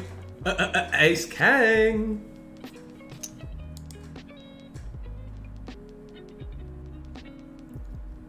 Let's not forget to mention that it's suited and it gives us a squeeze spot, which is less credible. You know we love these sitches.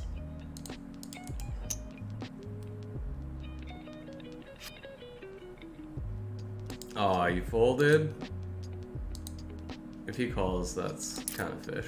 Okay, nice. Nice fold.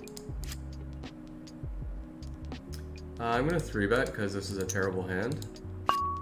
And that's the strat, okay? The worse your hand, the more likely you should 3-bet.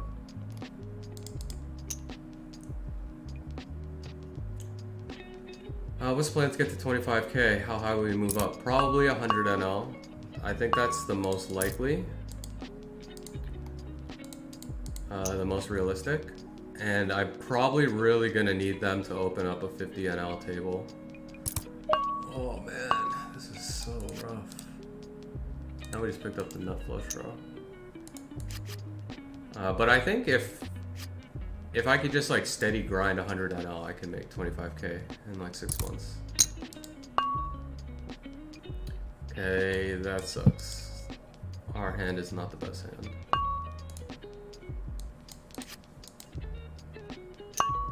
we just got wrecked.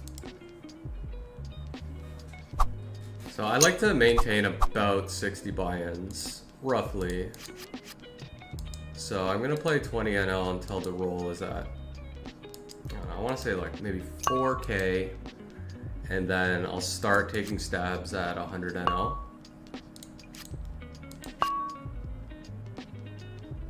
This make me want to play Rio, but I'm in the US. What, my no delay so you can get free money from me?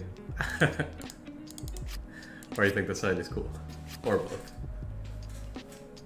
Oh man, if I go on 100 NL, I probably gotta put a delay up. But I would probably only make it like a 20-second delay max.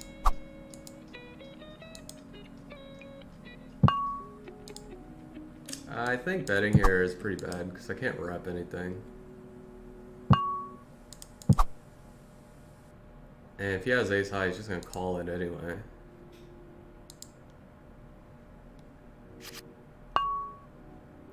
It's like I'd almost rather call with a hand like this. Because he doesn't have to turn ace high into a bluff. Is this a hero? Can I be your hero, baby? You guys, tell me if I should be a hero here with the king high. I'm about 50-50 that I have the best hand right here. I have the nut, no pair, non-ace hand. This is pretty strong. Fuck it, let's go. Ah, yeah. Oh, there we go. Serves me right. Shouldn't hero call. This guy doesn't have anything. He can't rep this board. So we're gonna call him down. If he bets again, I'm even more confident that he doesn't have anything. He's like, oh, king, scare card, huh? Snap call, bitch. Oh, no! He got there on the river! Hero calls, boys, hero calls. God, the read was so good. My reads are actually so on fire today. Can't play from Romania. Yeah, I don't know all the countries. They'll probably get more and more as time goes on. How do you improve the sites you buy? Oh, you're talking about my business. So what I try to do is improve their search engine rankings.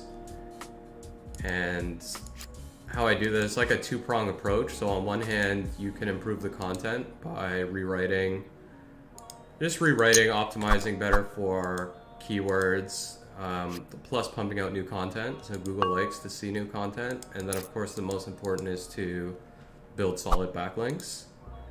And because I've been doing it for like 10 years, I have a lot of connections with other site owners. So getting links is pretty easy for me. Pocket sevens, I think that's a 3-bet.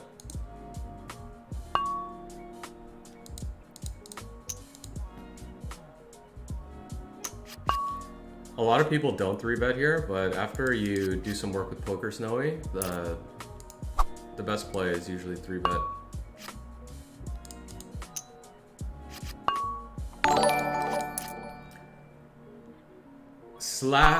Slasser Dota player, eh?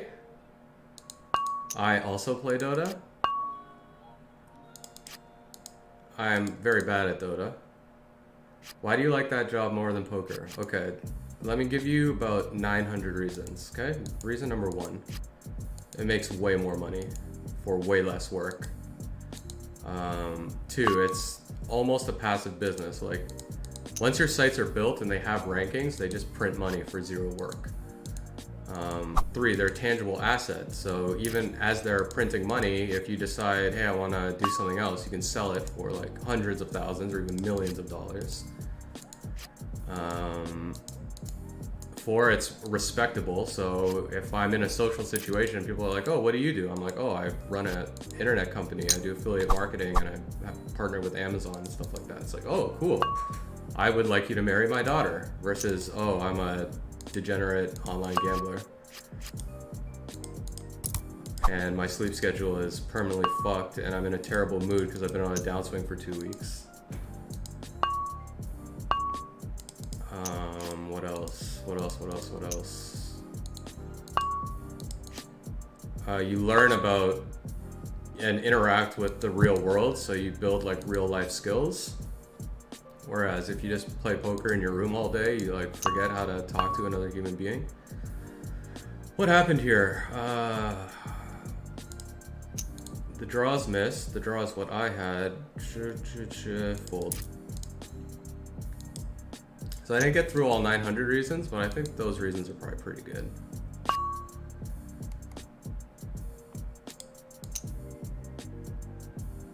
I study CS, computer science in the UK, still second year.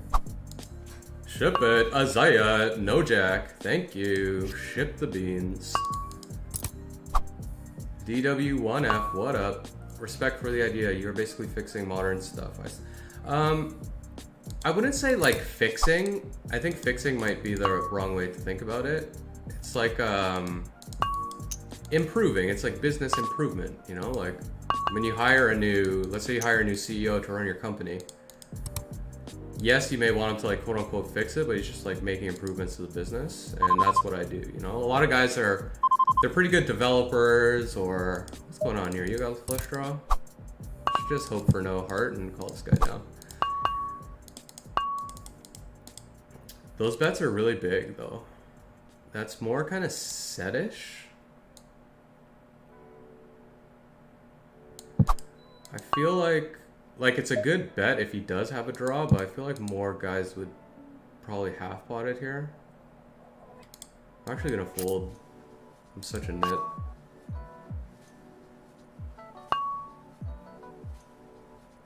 And you already dropped that great "Marry My Daughter" speech. I'm impressed, sir.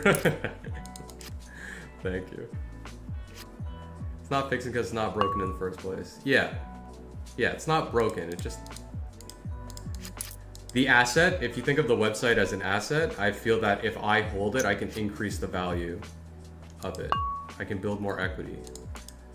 And the thing is with websites is their valuation is determined by the monthly income stream. So suppose a website is making $1,000 a month and it has, on average, you know, let's say position 6 through 3 on the search engines.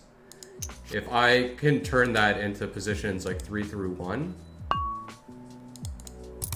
then all of a sudden the income stream goes to like 3,000, and the site is worth 2.5 times more than what I paid for it. And oftentimes you can make those improvements in just a matter of months. So like as an example, my most recent deal, I purchased a site for 50,000 and it was making approximately $1,800 a month, and I got it up to about 5,000 a month, and someone paid me 250,000 for the site. And that only took 6 months to make 200K. Oh, I think this is a fold.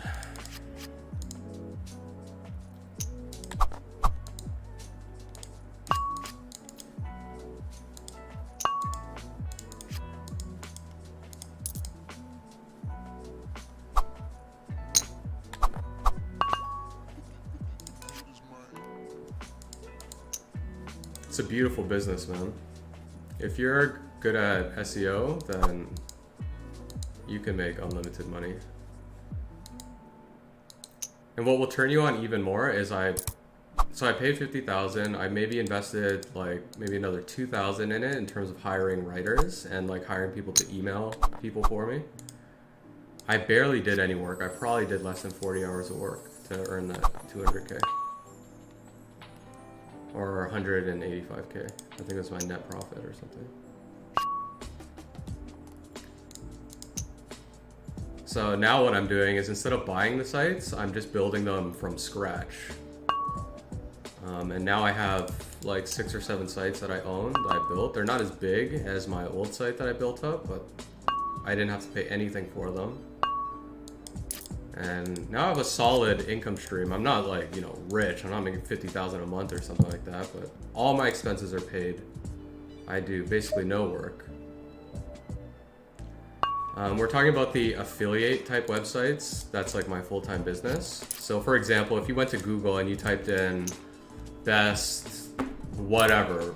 You know, I'll just make something, best portable air conditioner, best essential oil diffuser. The sites that show up are affiliate sites like mine that do expert product reviews.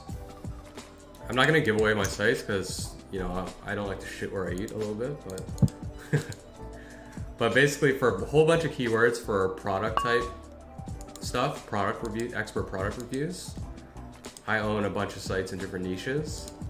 And then if you go onto Amazon, I'm gonna check here. If you go onto Amazon and then buy it after reading one of my reviews, then Amazon gives me like 8% of the commission. Can I get a Zaya re-raise with the boat that we've rivered? Snap call, ship the beans. I'm literally, honestly guys, this poker, I haven't been paying attention at all to the hands. I'm 100% on autopilot talking about websites. All my mental faculties are going towards talking about my websites. The poker is pure autopilot from like 10 years of grinding.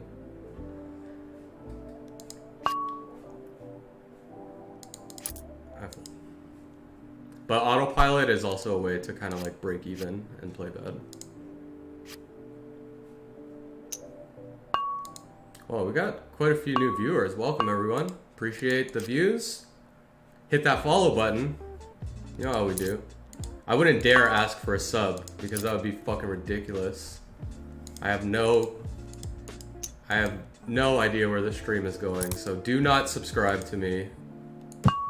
Trust me, that's a bad investment. But following is a good investment.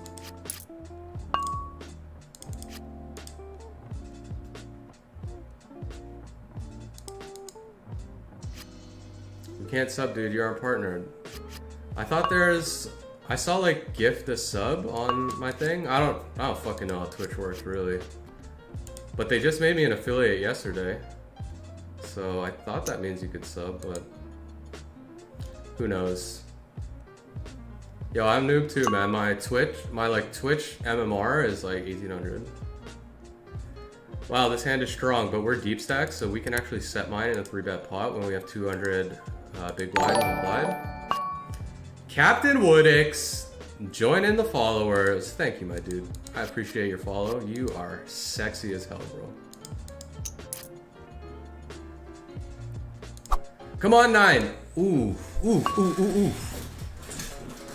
This board is interesting for a lot of reasons. So my range kind of smashes this board. Yeah, like I hit this board so hard the way I just flat here. Leave this table next. Leave this table next, BB. Okay. Oof. The ace is good for him. Do we just try to hit a gutter from here? Oh god, we're dead. We're dead, boys. You may have noticed my chair just fell because my chair is a piece of shit. Chinese-made gamer chair, 200 bucks on Amazon. Do not buy it. It is trash.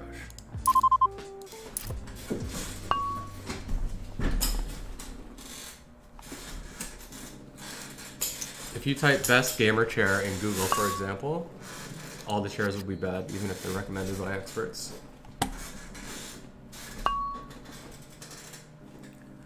I'm not going to defend against a tight player because he's going to beat you.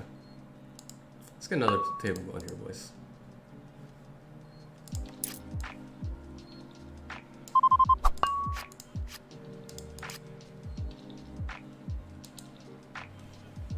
Do we have any people who are planning to go to the World Series this year?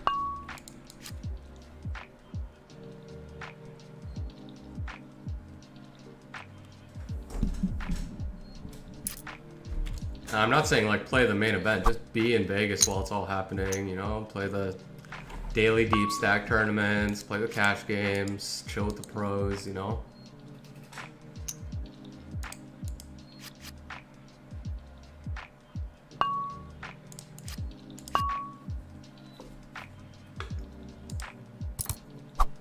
Can definitely defend ace-9. We're gonna be check raising this board because we can rep draws. If I run this roll up, why not?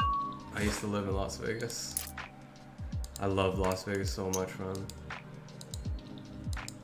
I wish I could live there. I'm just... As a Canadian, I'm petrified of America. Yeah, exactly. Too scared of America to go. Exactly. America's scary, man. Literally, like, rather go to Congo.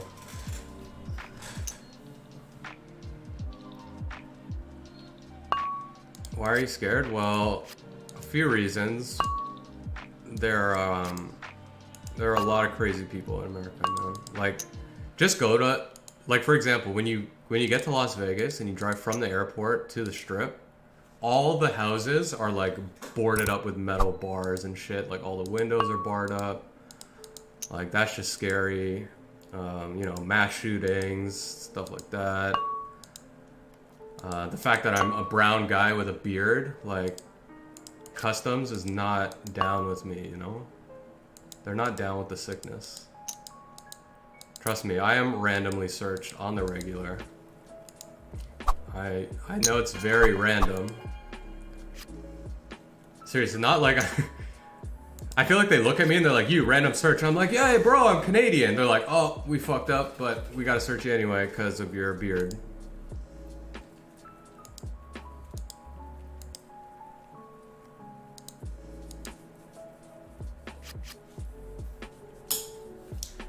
People outside, like, I know, like, for example, mass shootings are so rare and it's so unlikely for you to be involved in a mass shooting. But when you come from a country that just never ever has a mass shooting, like, the last time Canada had a mass shooting was like 1976 or something. Then you're just like, I don't know, you just think you're gonna get killed if you go to the US. You're funny, bro. Crack me up all day. Thanks, man. I'm like, I don't like to hate on America. There's a lot of things I love. Like, I love that Canadians can just, like, our military literally has potato guns. Because why the fuck do we need guns if the US... Why do we need a huge military if we have the US right there? Like, just be boys with the US and they will protect us.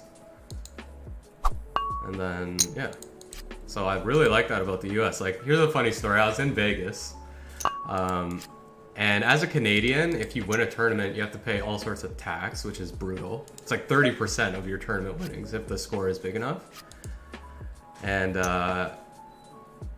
so I win a tournament last year, and I'm cashing out, and the lady screws up the form, and she withdrew the tax from my payout, but on the form it said $0 withheld, and she's like, oh, I gotta like redo this so you can get your tax rebate or whatever. I'm like, yo, just keep me safe, man. I'm just a little pussy Canadian and I need your military to keep me safe. I don't want to get drafted. And she's like, okay, baby. Oh man, I love when like fat women call you baby or honey. So I'm like, oh, thanks. I feel so loved. That's my Woosop story.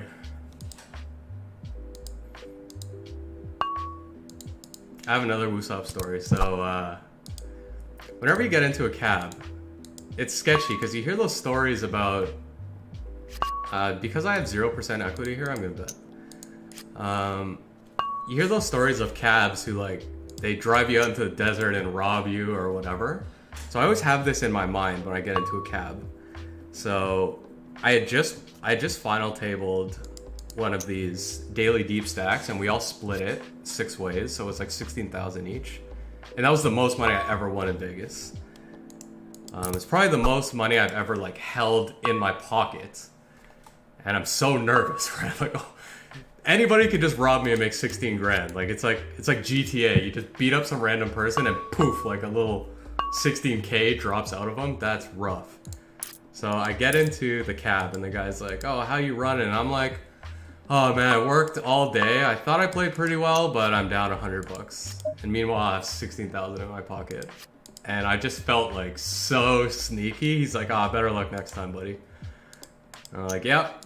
Well, I'm going home too after this. So this was my last tournament, even though I had a week left to play. Just like making up stories. Just to make the furthest thing from possible from him thinking maybe I have some money in my pocket.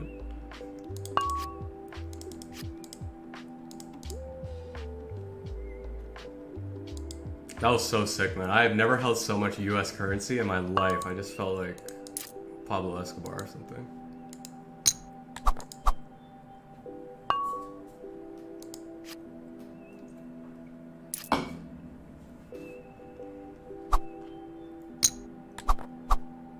Okay.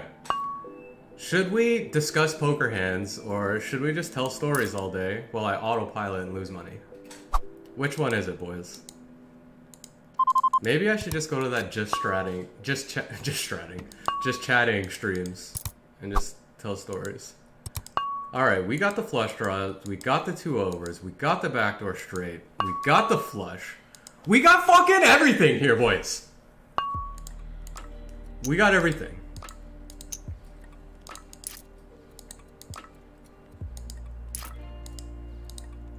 Except the chips. We don't got the chips. We got fuck all. Oh, we're at 2 hours. I need to stretch my old body. Whoa, jiggly wiggly. Ace 9, we got the limper, who is too impatient to wait for big blind. Do I turn my hand into a bluff on an ace? I think... Oh god, I played this hand so fucking bad. I'm such a joke. This is why you do not subscribe to me. Because this is how you will think you should play 9s. And he has a 10 and just wins, right? Oh, you rivered it. Oh, what a guy. That's so my fault. I fucking deserve it, man. Okay, focused. Whew. Min bet is a snap defense.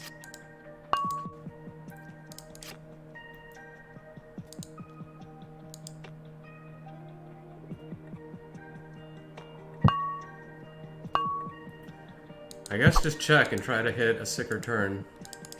Queen Eye is probably not the best hand here. Queen High is rarely the best hand, although sometimes. I called the guy down with Queen High one time. The fucking guy had quads. Fucking bitch.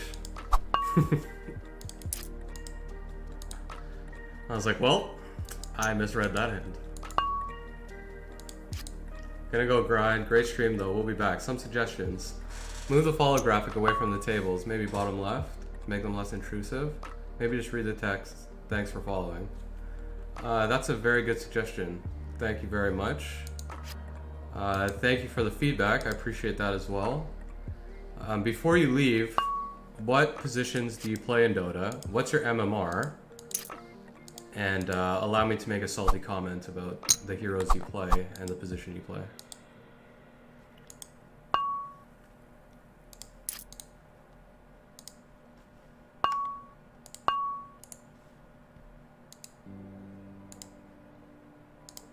What? Okay. Mainly 1, sometimes 2. So you're hard carry. I don't play anymore. Okay, but you'll remember such classics as, why aren't you farming? And then the next guy is like, why aren't you helping in the team fight? So that's position 1. Oh, it used to be real fucking good, eh? Damn. Damn. Well, that's impressive, man. Dota is an extremely hard game.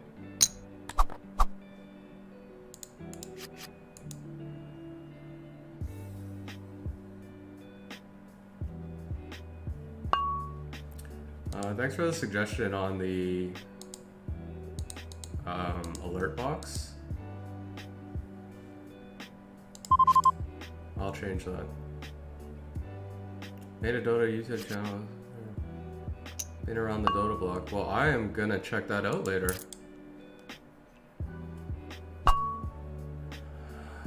I was never good at Dota. I never got past like 4K MMR. I think, what is it? Ancient? I was like Ancient 2 or something. I was like a mid-range player kind of thing.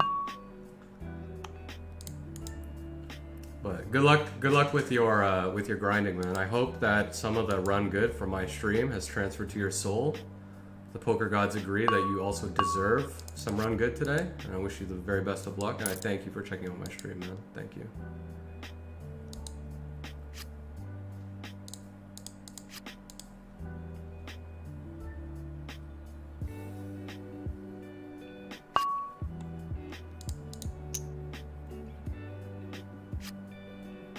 I'll be sure to want it probably when it gets available in my country. Yeah, I hope it does, man, because it's a great site, and Phil Galfon is deserving of our support.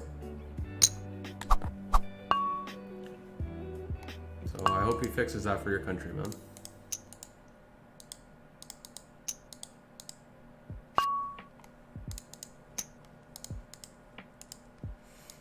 Okay, I keep telling myself that, okay, I'm realizing something right now is streaming makes me kind of a bad poker player. So that's gonna make the bankroll challenge harder. But hopefully we can just run good non-stop, win pure competitions, and build the bankroll that way. Okay, so we 3-bet ace-4 here because we want to have a polarized 3-betting range on basically all positions. Ace-4 has a blocker, and if somebody calls, it can hit big reverse implied odds hands, but after you get 4-bet, you gotta just give it up. You could include it in a 5-bet jam range, but because his 4-bet was so big, it looked like he fucking meant business. That was no min 4-bet. Here we can go multi-way with a5, but you don't really want it for the pair. Like in this instance, I probably have the best hand, but it's not really the goal. Like you don't want to play a big pot with just a pair when you play a5.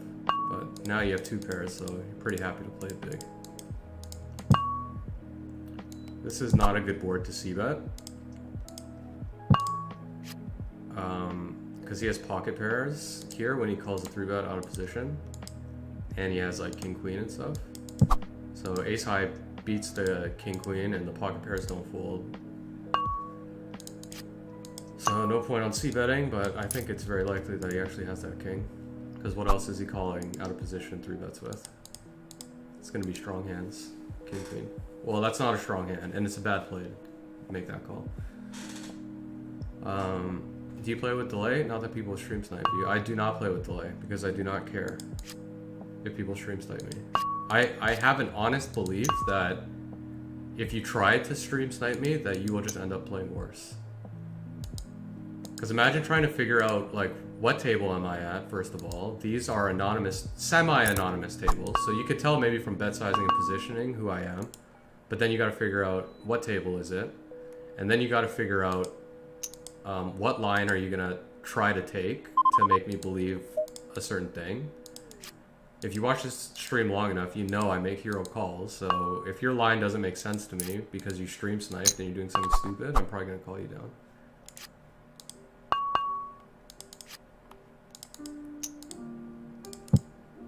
So that's why I don't play with delay. But I would say the number one most important reason why I don't play with delay is because I legitimately do not care about $20. So if you want to go through all the work of like trying to figure it out, try to make the best play, try to figure out my table and anonymous, then take the 20 bucks, man. You deserve it because that's really hard work and that's worth $20 an hour or whatever it is. That's my cocky answer. Days later, my bankroll is gone. I could 3-bet here with 8-9, but I think calling is fine because we have a tight player who's likely to give up his button, which he has done. But like in this instance, I'm gonna 3-bet.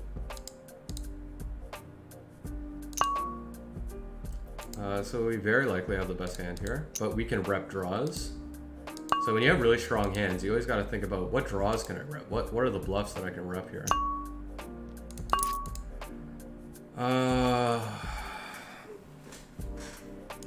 This is pretty rough here, boys. 4 into 12. I'm getting 3 to 1. I actually have a draw plus top pair, but I'm gonna be facing a jam on the turn. I'm gonna face a jam on the turn, and I don't want to call off. And his hand is going to be skewed towards big pocket pairs because of his early position raise. So I think with all that, I'm actually gonna make the hero fold there. Nice win rate for No Limit 20. How much you play, or is this some sick splash pot? Fair enough, just know I would be super pissed. Yeah, I would be super pissed too, maybe. Not 20 I know. I just don't give a fuck about 20 I know. Thank you, SKHR, for letting them know. Yes, I won a $500 Discord competition. That's where the majority of the win came from. But we are slowly approaching 500 in just pure winnings, I think, too, right? Where are we at? I haven't updated the numbers in about an hour or something. Let's see. 1409. We're climbing, baby. So, I know my math is supposed to be good as a poker player, but I don't see my own numbers. Where are we? 1305. So we're almost up 400 bucks. That's 20 buy-ins.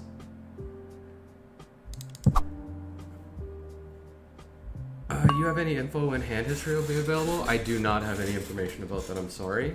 The best information that I have about hand history is there is a thread on the Poker Tracker forums that says Poker Tracker and Run It Once are working together to be compatible, so that Run It Once is compatible with Poker Tracker. So I believe they're working on it, but I could be wrong. I could have misread who said what in the thread. So I'm not an official source, but there is a thread there, and if you want more information, you could check that out, and that's the best information that I have. 300 for 7 days is great. Yeah, I've been running really good, man.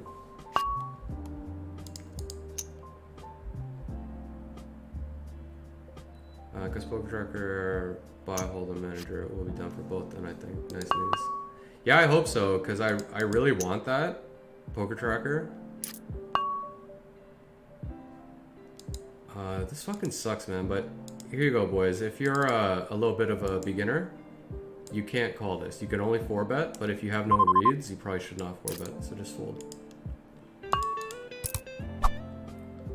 Here, I'm gonna flat call and dominate his range, because if he has like ace-10, ace-jack, he's fucking dead if an ace hits. Or if he has like king-queen, he's now also dead. So we're gonna raise his c-bet if he does, because we can rep spades.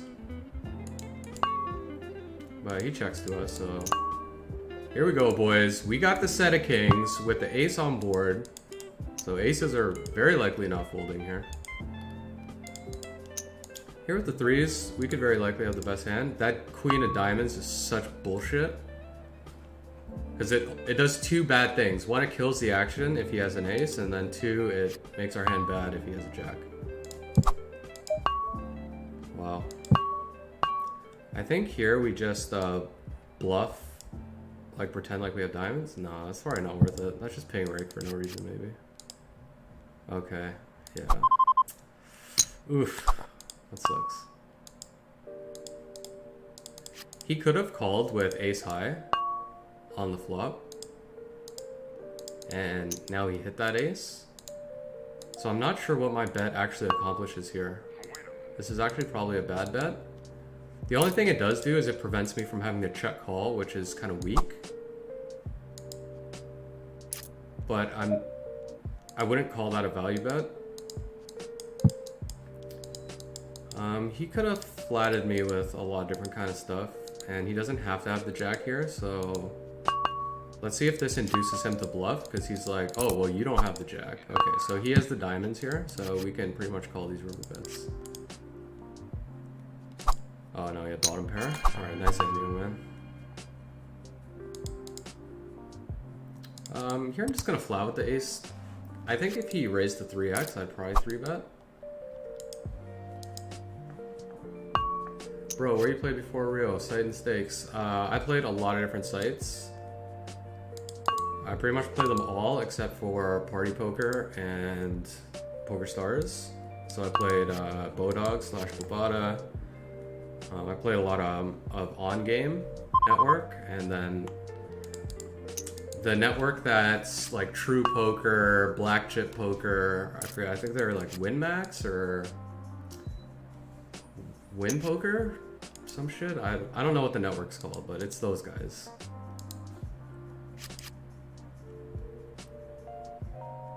But I just play kind of wherever. I just like try bonus for, and usually this is how it goes, boys. So if I take it seriously, I'll run up a roll, and then I'll cash it out and go to Vegas, and then lose it on Vegas. So that's one way it goes.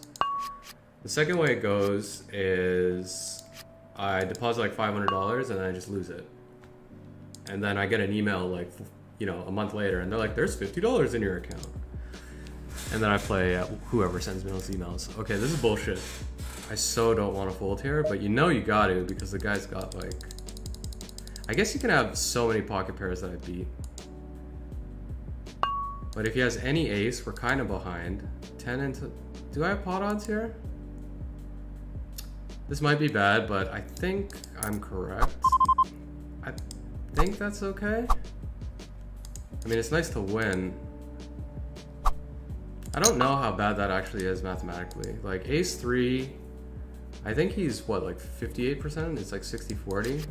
And then there's 20 big blinds already in. It was a splash pot, so that widens his range. I don't know how bad that call was. It might just be like break even. Because I definitely want to call against all pocket pairs lower than a queen.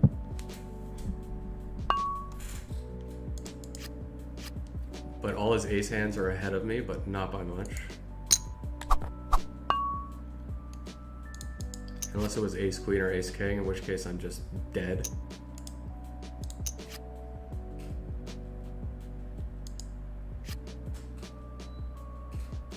But that's, so that hand, that's an example of the type of hand where before I would always just kind of like snap fold it, but then you put in the work with Pile Solver and like Poker Stove and stuff, and you realize, Jesus, those sites have so much, or these hands have so much equity. Let's say the guy's like pocket jacks there. It's like literally 50-50, and it's pretty bad to just give up your 50% equity when you have pot odds to call.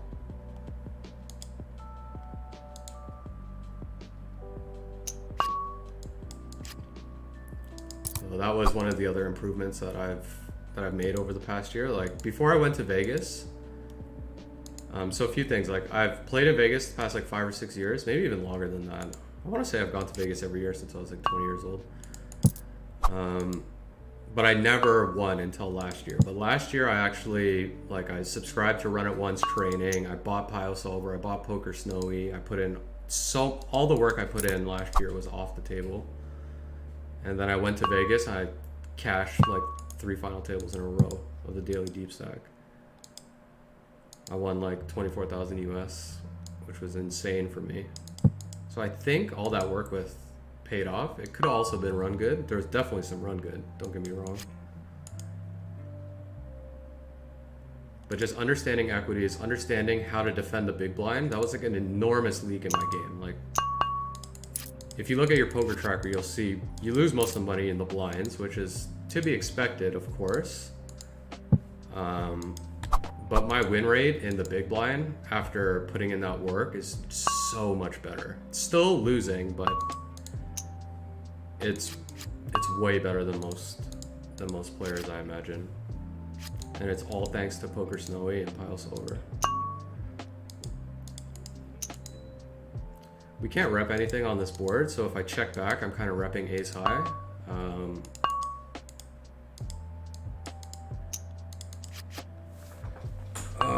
So if I rep ace high, does that mean I can just bet turns? Let's see. Actually, not sure. So he thinks I have ace high. Can I just bet then? And can I get a king high to fold? I don't know. I don't think that's too important of a spot. I'm not sure how much it comes up.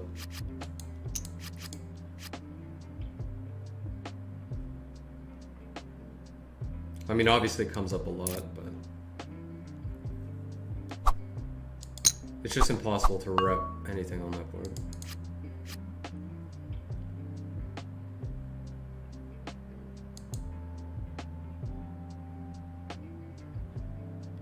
This table just broke. Wow, we've been streaming a long time here, so I definitely gotta just take a break because I'm fucking old, right? If I just sit here too long, my back will like seize up and then I'll die. And if I die, my mom would be very sad. So I'm going to take a quick break, just like stretch my neck, do a couple push-ups, you know, get the blood flowing. And yeah, I will continue streaming because this stream's going really well, man. And it's mostly because you guys are actually engaging with me, which makes it fucking a million times more fun. So thank you everyone who's participating in the chat. You make my day a lot more fun. And a lot less lonely. Sit out all tables next BB. I might as well just go leave all because I can't sit. So we'll say leave all tables next big line. There we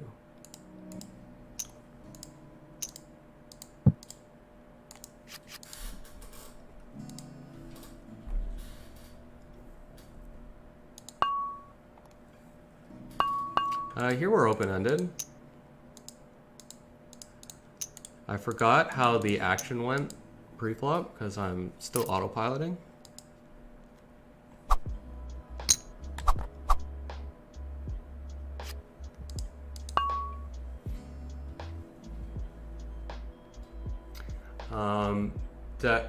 Dakika, are you still? Dakika? Dakika. You, what country? Oh god, aces, and I almost fucking timed out. Oh no, no, no! I didn't fucking time out aces. Oh my god, I timed out aces. Oh my god, I timed out aces.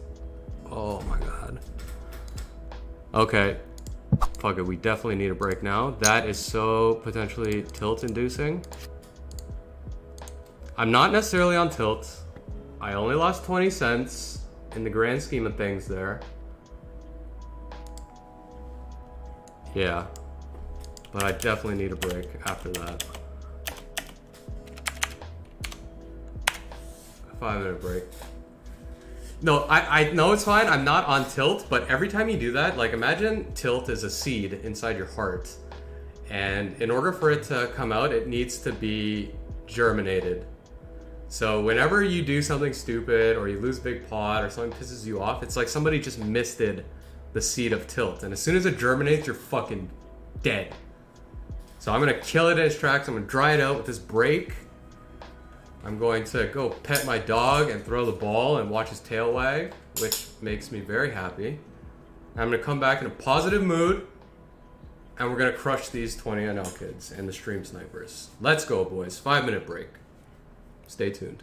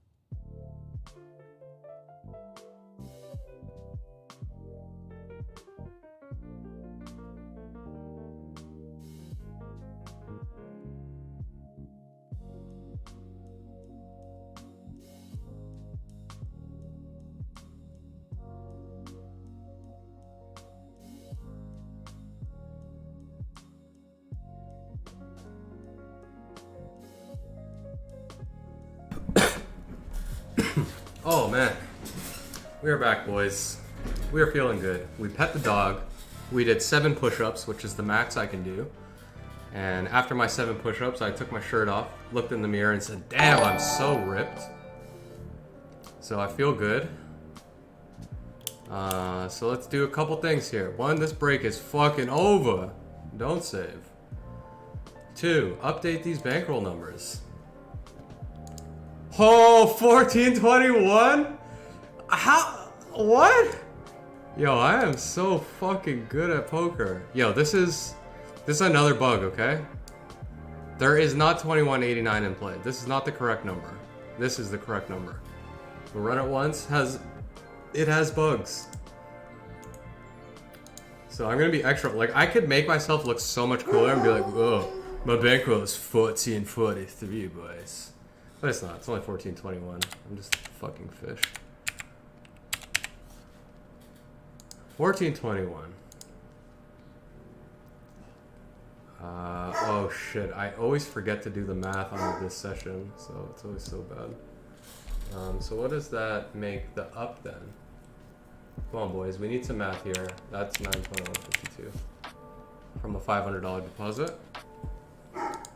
So that means the session. Fuck. What did I start the session? I want to say I started at 1303. That's my guess. 1303 21 makes it like 119. I think. Did I do that math right? It really matters to me because you know Twitch chat right away is gonna be like, that's not true. You didn't make $8 that you said you did. So it's gotta be right. It's gotta be right. We don't want those comments. Don't call me a liar. I'm not a fucking liar. 1421 minus 1303, 118. We are up approximately 118, boys. Updated. That's 6 buy-ins. We are running very good, obviously. This is not from playing good. This is from playing well, I should say. What kind of fucking hillbilly am I? Play good. It's not sophisticated. We are not necessarily playing well. We are just running well. You can't say run well, though, because that's not a poker term. Although the classy way is to say that I'm running well at the moment. But us D-gens, we're like, nah, it's pure run good.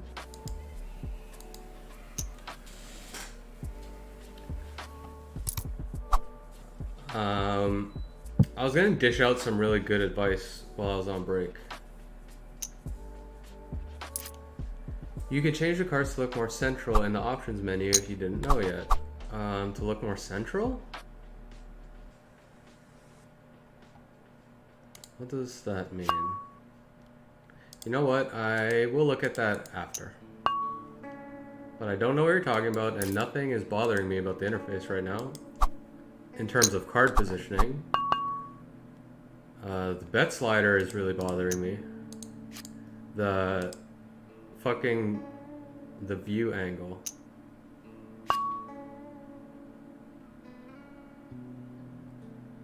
Bro, this session is negative with this minus in front. Is there a minus in front? That's a tilde. People are misreading that as a minus? Alright, I'll just take it out.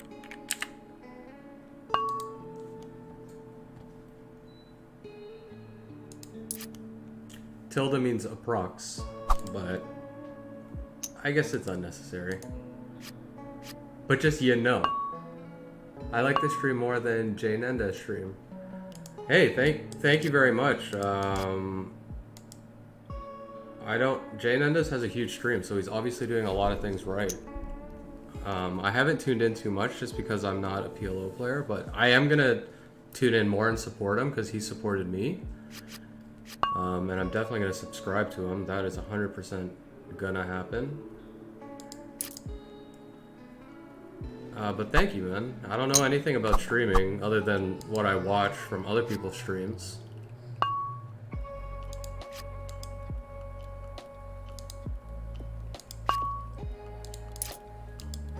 So yeah. I would like to tell you that I'm doing my best, but I'm not. I'm just, I probably told this story before, but if you didn't hear it, here's the original reason why I stream. So I told you guys earlier, I own a business, I own a corporation, and in that corporation, like if I have expenses, I can write them off, which reduces my taxes. So a lot of things are legitimate. Like I told you, I do product reviews, right? So if I buy a bunch of products and I review them and I make money based on those reviews, I can write off the product that I purchased. So I wanted, and that's totally legit, of course, that's how it works. So I wanted a new PC, and I don't spend a lot of money on myself usually. Where I spend my money is in cars. So I like to buy nice cars, and I like to have nice electronics, like the best phone and best computer. So it's time for a new computer, and I want to figure out a way that I can write it off. And I thought to myself, well, if I use this for streaming, and a part of my revenue comes from streaming, then absolutely this computer is a legitimate business expense that I can write off. So that was the goal when I bought it, and that's why I set up the stream. I didn't really expect many people to come on, but hey, look, I'm getting a lot of positive feedback, which is friggin' awesome. So I'm gonna keep going, boys. Well, that's the story of how this truly got started. And originally I was just streaming StarCraft.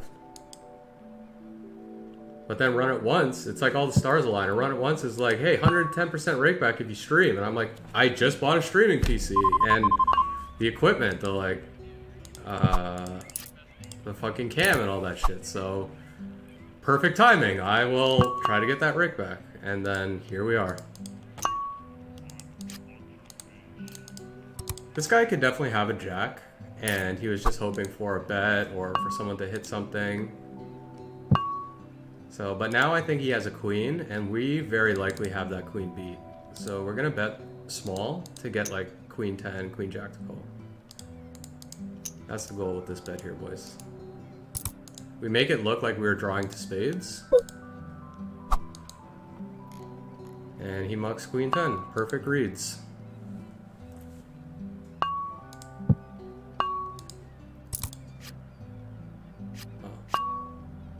It was like 3.5 years ago and nobody did it. Were you streaming poker? What were you streaming? Holy shit, did we just hit quads? No, we hit a boat. Fuck. What a shit hand. He calls, so now we're like, fuck, he called us. Okay, he has ace high. No, I played it bad, He has ace high, I knew he had ace high. Pocket sevens, probably wouldn't make too much money there. No limit 25 zoom, nice. So yeah, I told you guys before too, I'm friends with Evan Jarvis, Gripst. And I'm one of like his advisors, I guess you could say. And he originally wanted to make a training site where everybody paid, and I was like, nah man, that's too hard, do free content, sell ads. So he started doing that. And then I told him that he should start streaming, and this was when Twitch was actually called Justin TV. So he streamed poker and then he got banned because they're like, no gambling on stream. And now it's a promoted category. So that's funny.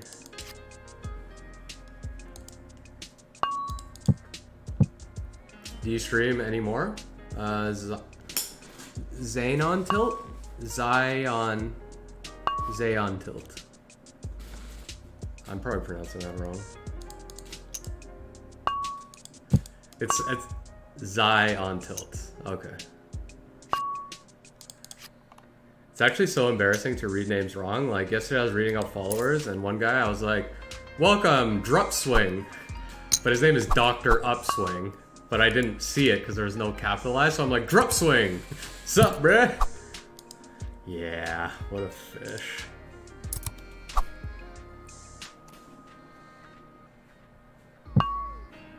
Yeah, you gotta capitalize them shits. We need delimiters.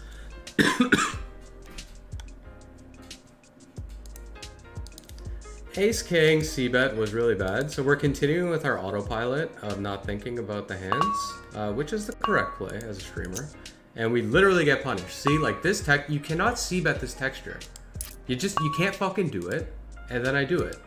Stupid. Okay, no more autopilot. What happened here? This is a 3-bet pot, so we can bet here.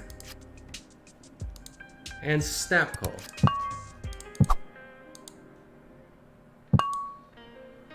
He's a fish. He probably has like ace-8.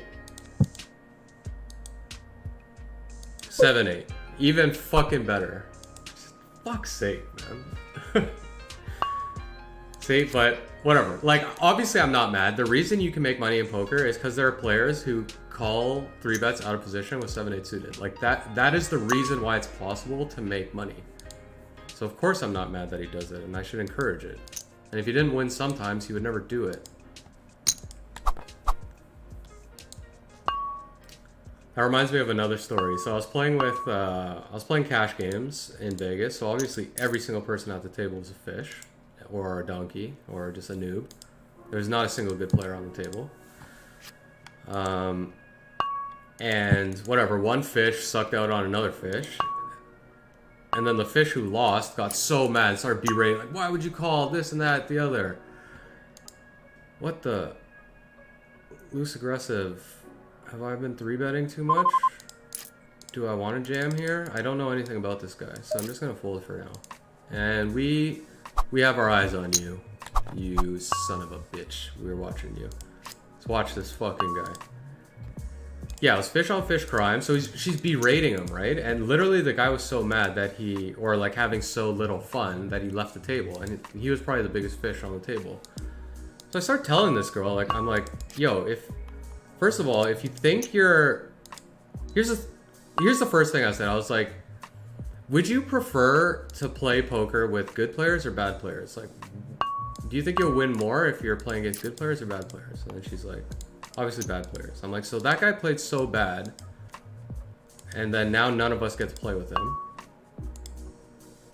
And I was like, if you want to make money at poker, then the players who are here to have fun are your customers. What kind of fucking customer service did you just offer to that player who's gambling and, like, you know, getting it all in with King 10 suited versus your aces, and then you get mad when you're cracked? Like, oh man. So I tried to explain that to her, and then once I explained that, everybody left the table because they realized that I was the fucking shark. And GG. Now I just shut the fuck up when I sit down at the tables. So that's my other story.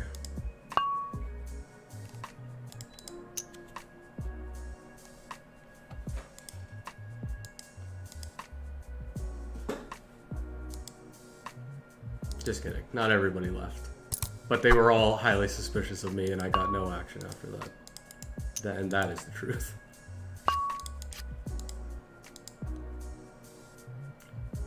What's the best way to get into the website biz? Books, etc. I would say for sure it would be to experiment on your own. Just try to build a site. So your first step would be, I think everybody should start in the type of niche that I'm doing, which is doing reviews on products that exist on Amazon.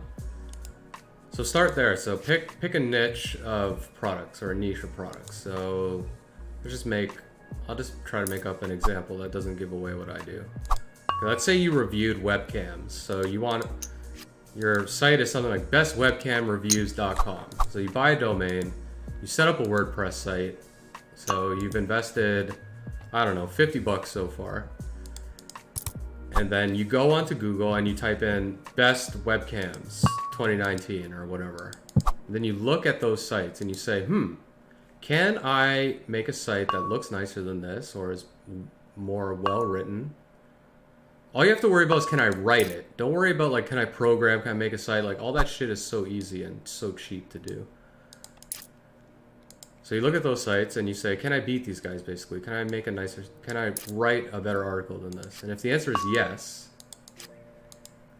then you pick all those types of keywords that you like. So for example, best webcams, you'd be like best HD webcam, best laptop with webcam, best webcam under $50. Like, you find all those types of keywords that people would use to make a purchase decision. Then you write articles about all of them. and then you see how you do. That's where you start. You see how Google reacts to your website. Here we're going to check back with the ace to keep like 9s and pocket pairs in his range. That will call 2 more streets. Are micro games online beatable? Absolutely, they are beatable, and this bankroll challenge will prove it to you. Here we're going to raise with our flush draw plus top pair. And then you see how Google reacts. And then in the process of you building this website, you're going to be going onto YouTube things, and you'll be like, how to improve my Google rankings. And then you'll learn a little bit about that. And then you'll start noticing more subtle things that those websites are doing. The initial websites that you're competing with, what they're doing well, and you'll implement that. And then if you do that over a few years, you'll become pretty good at it. I would say that's the best way to start, and it's cheap. You only invest your time. What about on America's Card Room? Are they beatable? Of course they're beatable, man. 100% they're beatable. What makes games beatable? Here's a dirty secret. I was literally gonna mention this because I was thinking about it on break. So I don't know about everybody on this stream here, but I know a lot of regs, and I'll just admit it because I don't play on those sites anymore, that I used to download the hand history. So I had a huge database on everybody I played with. And you can see that most of the regs were losers. Loser in the sense they were losing money. They're not like losers as people. But most of the people who were playing the most hands were losing the most money. And if you look at their stats, they were playing very reggish, like 24, 18, 3% aggression factor with like 6%, 7% C-bet, or 3-bet. So they're playing in a way that looks really reggy, but they're losing money. And if you look through the hand histories, you'll see that while yes, they're solid players, they go on tilt too much, and that's why they lose. It's not that they're a bad player, like they don't know what to do under perfect circumstances. The problem is that they don't play well consistently. And that's where the money comes from a winner. So the strategies to combat that are not to do training videos and grind more and hand reviews. It's to have better mentality. And one of the best ways to have a mentality is to make sure other things in your life are going well. So that you can walk away from poker. That's why I was talking about earlier when I was so I timed out on aces. That didn't put me on tilt. You guys could see that I was still reasonably happy, but there's a little thing, and tilt starts off really small, and little things will happen. You'll play a little bit faster, or you might just when you start snap calling a little bit more, that's could be a sign of tilt. But you want to crush that at the fucking source. As soon as it starts, if you want to keep playing. Of course, another strategy is just leave. Just leave and then call your mom or play with your dog or play a video game you like or do something else that makes you feel good. And then you'll be less likely to tilt, because tilt is what makes you lose. It's not running bad. For every time you run bad, you're gonna run good and vice versa. But can you just not dump off money like a fucking idiot when you're tilting, which is something everybody does and everybody understands. But that's what makes a winner. Is a winner doesn't tilt. He plays the same as you, but he plays like that all the time, and you tilt. You don't play good all the time, and that's why you lose. So that was the advice I was thinking about on break, and that's why these stakes are absolutely beatable. But it's up here. It's just don't tilt, and I promise you that you're gonna win.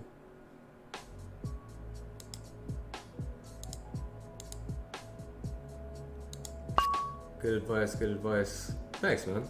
I think it's good advice too. And no joke, those are my words. Okay, what do we want to do here? Okay, what we don't want to do is fucking time out, so I'm just gonna do something. But it's always do you jam or do you min? Because minning can induce this. Blup, blup, blup, blup, blup. Nice, nice, nice. Time to watch the BR challenge again. Hell yeah, welcome back LB. We are still crushing, running good, Dishing out good advice, autopiloting, but it's still working. Do you sell... Yes, excuse me. Yes, receive me with 20 bones. Also, guys, in case I'm always gonna refer everything to dollars, but it's actually in euros. But for fuck's sake, that's all I have to say about that. What is it? Do you self still trust other online reviews? It depends on the type of reviews, but the reality is when it comes to products is that, especially that you buy on Amazon, is, I mean, you can just return anything you don't like. No purchase decision is that serious because everybody accepts refunds. So I don't really give a shit. I just buy it, and if I don't like it, just give me back my money, and they'll always do it. But I'll tell you, a lot of those sites, if you type in like best product or whatever, those writers are just people who are hired on sites like Freelancer and Upwork. You pay them like 12 bucks an hour. They're from the Philippines, Nigeria, some other hubs, India, obviously. So they write those articles, and they've never touched the product or seen the product, but they did their research. And end of the day, if you just do some research and you know what the major buying factors are, like what is the criteria for which you compare products in the same category, if you have a reasonable grasp on like what those metrics are, then you can still provide value to the buyer even if you actually haven't handled the product. Time to watch. Also, even regs that make fundamental mistakes. Oh, of course, they don't even play anywhere near perfect. And I mean, literally, go watch Phil Galfon's free videos on YouTube, and he will point out leaks for people playing fucking like $50,000 buy-ins, and he's like, yo, this guy's a fish. Like, what?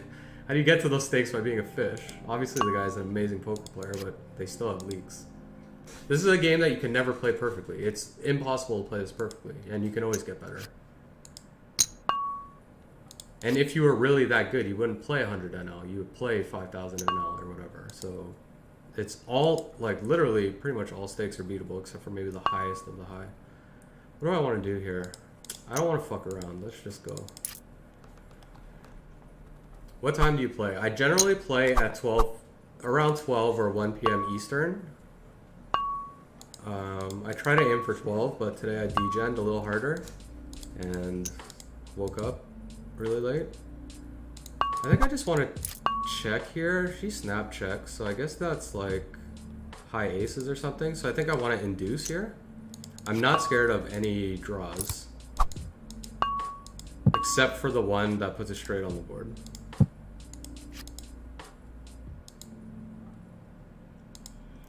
What games do you beat? I beat all the games under 100 NL. You don't have an 8. Yeah. I played that hand. I think it's fine the way I played that, honestly. Like, it ran out so terribly.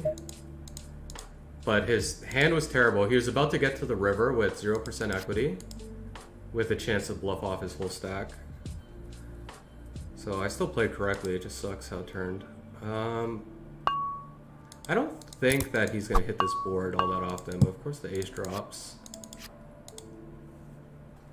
What games do I beat? I think I already answered that just a second ago. I don't remember.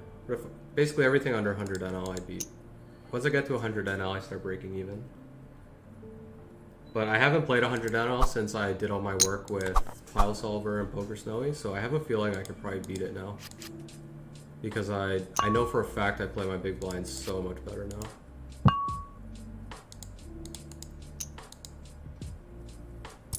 Are people going crazy in these splash pots? Yes, 100% they're going crazy. They have no idea what they're doing, and all their pot odd calculations are like thrown out the window.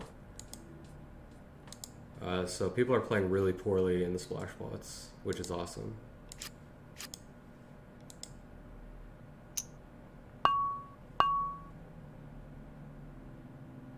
There's no way I'm good here, right? He's repping a bluff.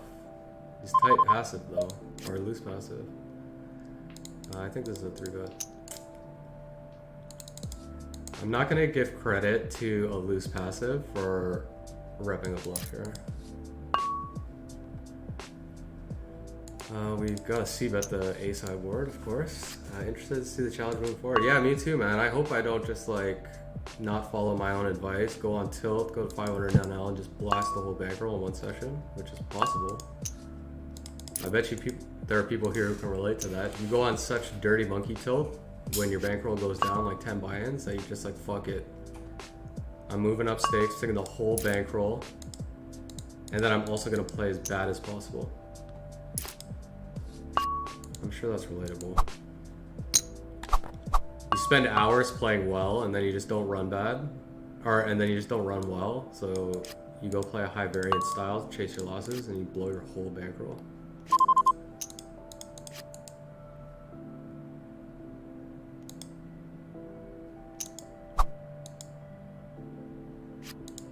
Yeah, it's those are the leaks, man. Those are the leaks. I feel like most people, they know how to play, but they don't know how to avoid doing those things. And I'm sure it clusters, like, I'll notice, like, poker players have so many things in common, and probably one thing is a form of gambling addiction. It's probably like it's probably controversial or something, but I'm sure we all kind of have it, and there are degrees between all of us of how well we control that. And I think something about gambling addiction and like chasing losses, there's something psychologically related there, which is a huge leak in ultimately being a winner at the end of the day and being able to actually cash out, which is something so few people get to do. When the high stakes rub their hands together, yeah. They see a guy, he buys in for, let's say it's like 600 NL and he buys in for like $554. They all start salivating.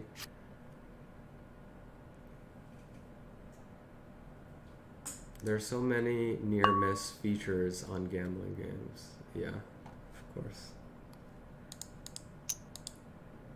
But you know, there are, if you could just get it under control, and at least this is what I'll say for me is, one, I don't play when I'm tired, or if I am tired and I must do it, like I must release my tilt or my like gambling addiction, I'll go to 4 NL.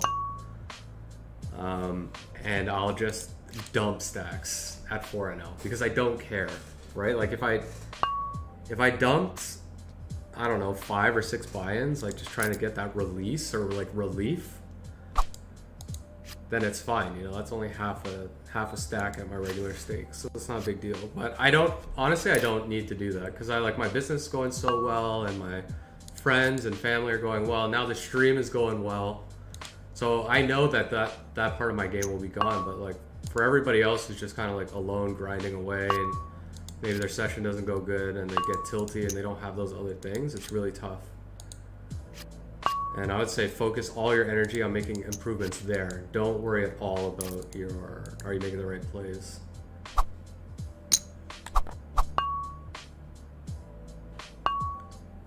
I always go through discipline stages and I'm really proud of myself, then have one bad session and fuck myself up. Yeah, exactly. That's exactly right, man. It's like, how long will you last? And I'm even thinking that for myself. Like, I'm hoping that this stream is going to keep me way more honest in terms of like always playing well and stuff. But like another thing is, let's say I sit here and I play well, like I don't think I'm playing particularly well and the stream is really distracting me, but honestly I'm getting more enjoyment interacting with the stream than I am playing poker, so I don't care. What's going on here? Call here, raise here. What do I have here? Shitty hand? Fuck it, let's go. Oh shit, what was I talking about? Oh god, this is so hard actually. What was I talking about? Someone help me. Discipline stages, proud of yourself. Yeah, like hopefully I don't succumb to that same thing where it's just like maybe we're 3 weeks down the road and I have like 4 losing sessions in a row and I'm just like, fuck it, turn the stream off, go to 500 and I'll blast it, and then you guys just never see me again. Like maybe that will fucking happen, you know? I hope not. Or at least you'll never see me playing poker. I'll be playing StarCraft and chess and like other games. Uh-oh, do we have a big splash bot here? $15. I think this is just a mandatory jam. What do we think, boys? Mandatory call? Because everybody else is gonna call, so... Yeah, let's go. Let's go, boys. Yeah, I think this is just, let's gamble.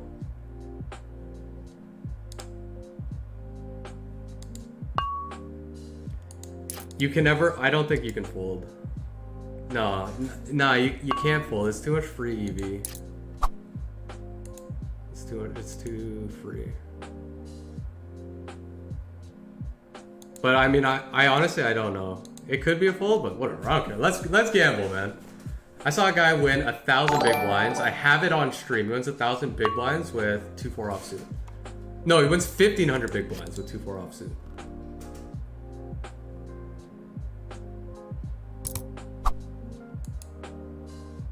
Fuck, we don't have shit. 2-4 suited, pocket nines. Oof, that sucks.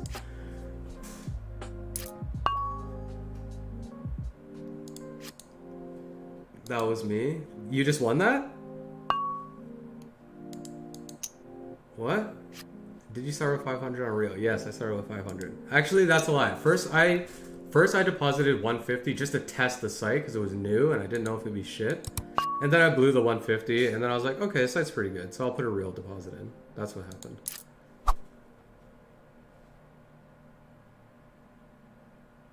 The 1K, you won with 2-4 fucking offsuit? What a champion. You are a goddamn champion. Ever since I saw that hand, anytime I see a pot like that, I don't care. I'm going all in. I don't give a fuck.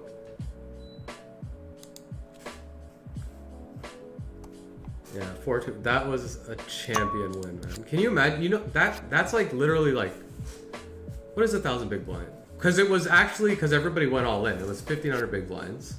You know how long it takes to win 15 buy-ins? You know how many people will actually never win 15 buy-ins? And you just won it with 2-4 offsuit. Fuck's sake. That's why. I just play those, man. I would have been too, man.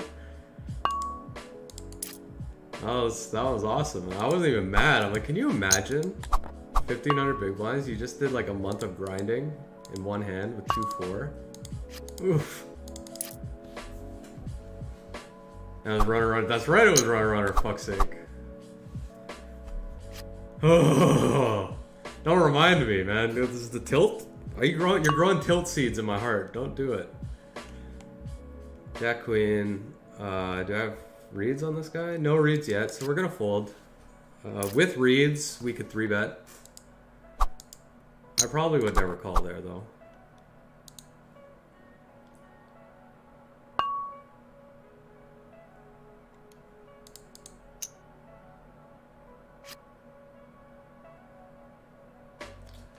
You are right. Like I'm trying to think if, because that wasn't 1,000 big blinds. That was only like 80 big blinds or whatever. So was it worth it to just jam? But I don't care. Like maybe I'll just gamble on those spots just for funzos, and then I'll clip it and submit it, and then win $1,000 for the fun pot or something. I don't know.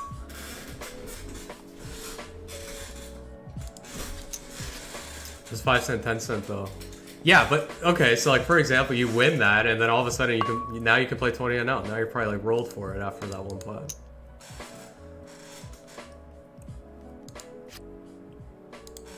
Oh, Royal Flush incoming. Incoming Royal Flush. Can I get a King of Hearts? I will also accept a fold. A fold is acceptable. Okay. We accept your fold.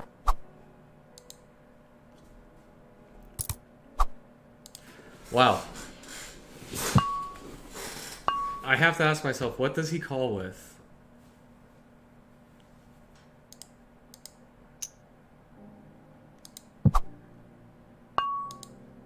How are those game soundings not driving you crazy? Well, we all have our own unique forms of OCD and things that bother us.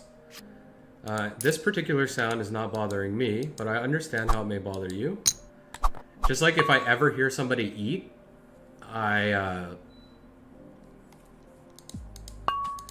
I'm trying not to go too far with this metaphor, but I instantly become a serial killer if people are eating loud.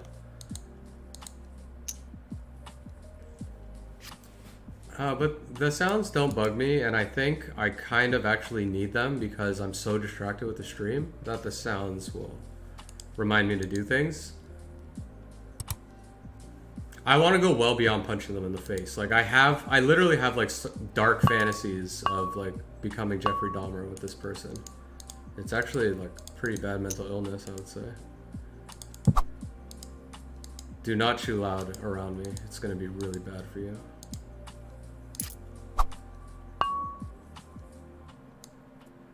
Oh, I don't know what he flats me with. I guess he can have a pocket pair or something. We're just going all in here. Or, oof, that's not all in. I guess it's effectively all in. I guess you have a set? Yeah, you have a fucking set. I can't fold after that, though. I think he has a pocket pair here, and I think I can get called. With a small bet. Ooh, he doesn't oblige me.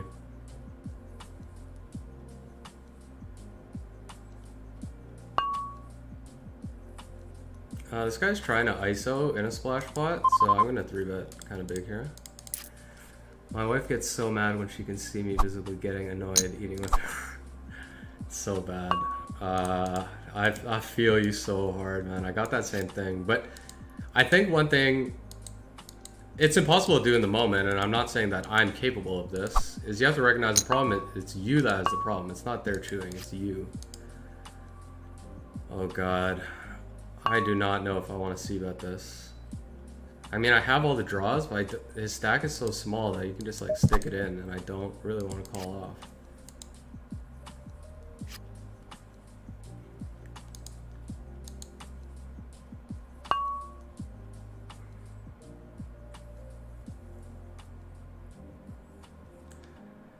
Oh my God, I think calling here is just so bad.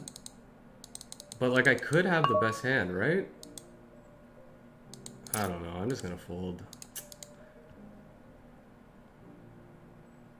I just leave the room if it gets too bad. Yeah, but you know, I hope that your wife is understanding with you and like recognizes that you have a problem with it too, because of course that could create resentment as well. So, but I'm sure you guys, it's your fucking wife, right? Like she knows everything about you, and I just hope she's understanding.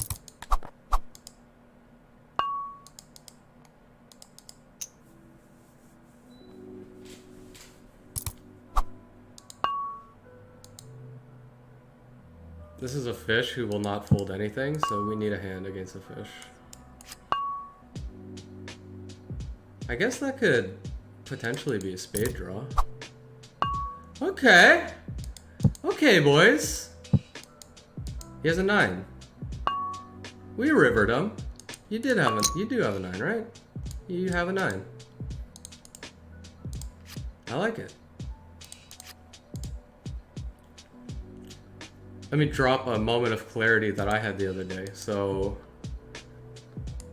I went to a fast food restaurant. It's called A&W. I think it's only available in Canada, so whatever. Besides the point, burger joint. And I order something and from the drive-thru, and I get home and it's the wrong order.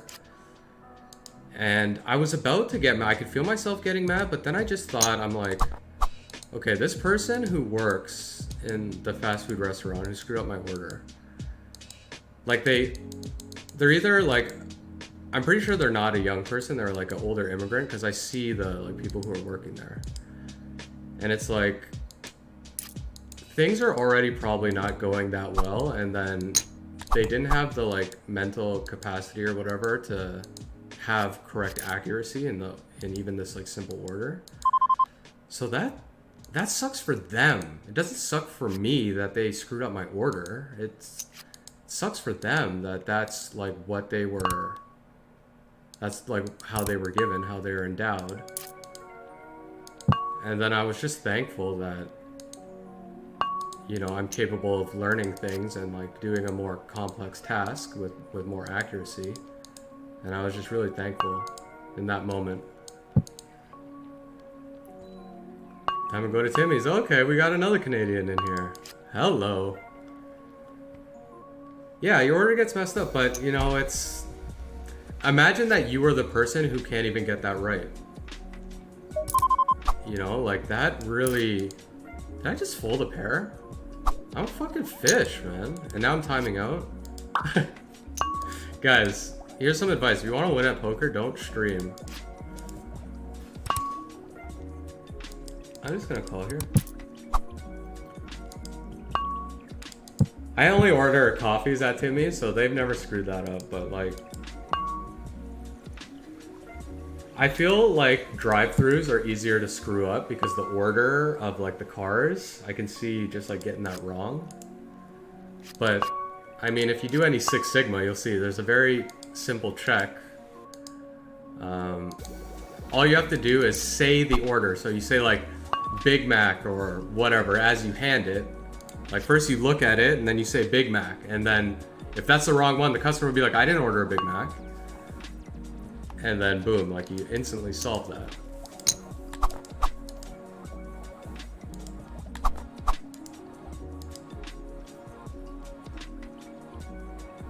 A&W is actually pretty good, I would say.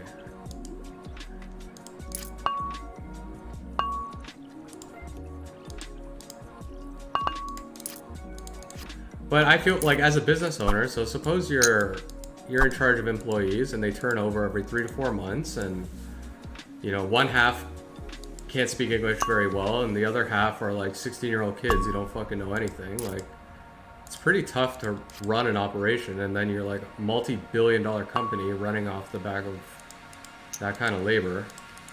It's pretty impressive, actually. It's very hard to do well in business without good people. I'm not saying that they're like not good people. I mean like highly talented, highly skilled, very smart people who solve problems for you. Those are very difficult to get and retain.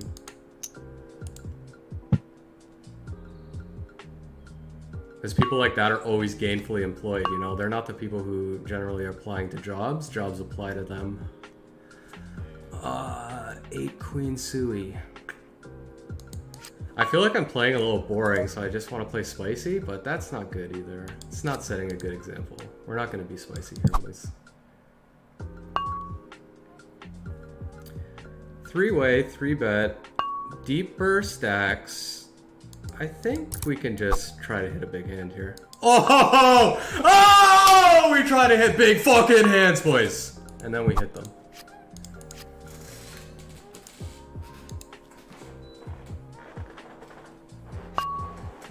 Oh, but only the short stack can keep playing with us? How do we want to play this? Oh, we're drawing to a flush. We're drawing to a flush. That's how we're playing this. If we had the ace of clubs, we'd probably just call 1, right? Let's try to see a cheap turn. And think.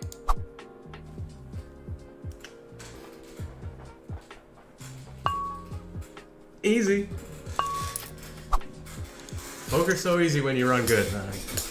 So easy. Everything, you can't make a mistake when you run good. King 8, when they splash the pot. 30, I'm getting 4 to 1. I'll defend Reno here. Oh! Oh! What? This is why I say I play my big blind better, because I know to defend here.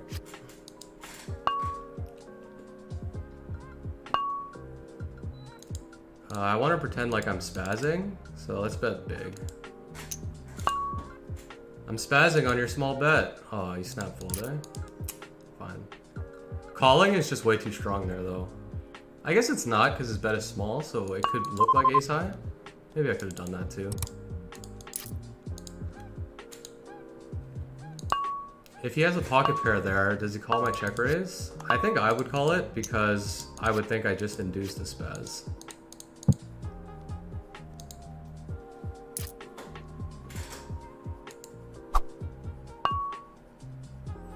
And we probably have the best hand with ace queen here. I forgot how the action went because I was too distracted by my full house that I got no value out of. This guy is showing very loose aggressive, so we can probably expect more barrels from him, but if I call 1, if I float 1 on the flop, Does he think I'm gonna fold to the 7? Like he can't think I'm actually gonna fold if he bets here, so he must have a pretty strong hand. But now he's overbetting, which is usually bullshit, man. But was there any draw he could have had? Whatever, take it down. Nice hand, nice hand, nice hand. Nice fucking hand, bro. See how we don't call out a position, but we can 4-bet here. So you can't only 4-bet with value hands. You have to have some bluffs here. Also, when you call, you hit very deceptive boards when he calls. And I don't think I've even 4-bet once this session. So he flats, and we hit a deceptive board. So we've just committed ourselves. We only have, we don't even have a half pot bet. So no matter what, we're just going with this hand. So if you look, let's say you looked at Poker Tracker and you said, and you have this move in your repertoire, versus not having it where you only have value hands there, you'll see that you probably make an extra 25 to 30 big blinds per 100 instances of that scenario by mixing in a more polarized and balanced range.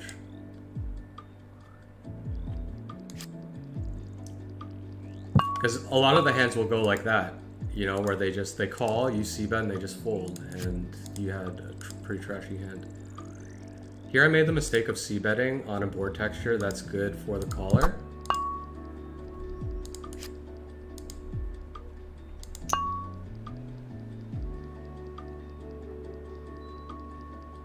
I'm not gonna spaz. This table, oops. Keep playing this one, but sit out next BB.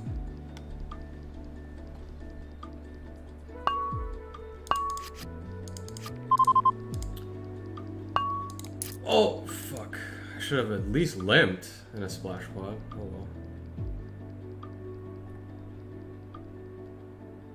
He's early position, so I have more implied odds with 3s here. Alright, I'm heading out after a good sesh. Best of luck to you, and I'll probably watch tomorrow if you're on. Awesome, man. Congrats on the sesh. Just stick around for this boat, at least, okay? I got the boat here. We're trying to get Pizzade. But we have the worst position. Flatting, it's good that he bets small because flatting doesn't look as strong. This is going to be pretty tough to not play 2 face up though, because our position is so bad. But congrats on the good session, man. It's always nice to have a good session. And I appreciate that you were chilling with me today, and I'd love to chill with you tomorrow.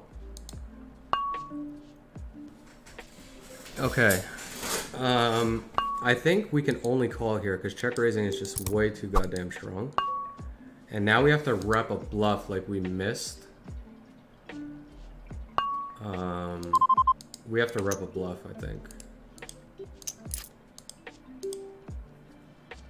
Because he's certainly going to check back so many hands on this river. And if he has a queen, he might just stick me in.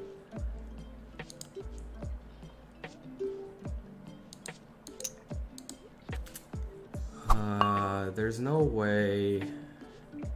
I mean, I guess he could have had hearts. But after I call twice,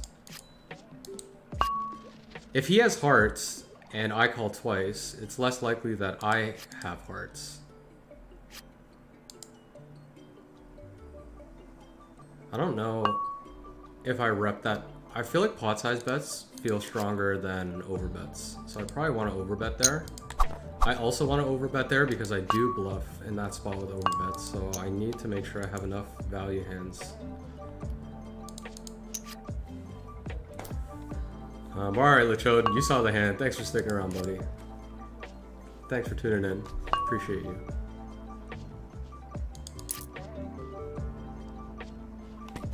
Right, I need another table.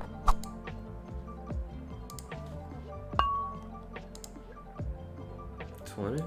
Nice. I actually misclicked the correct one there. Beauty. Sevens, I'm actually gonna 3-bet because I don't want it to be so obvious that I have a pocket pair. So I think a 3-bet disguises it a little bit.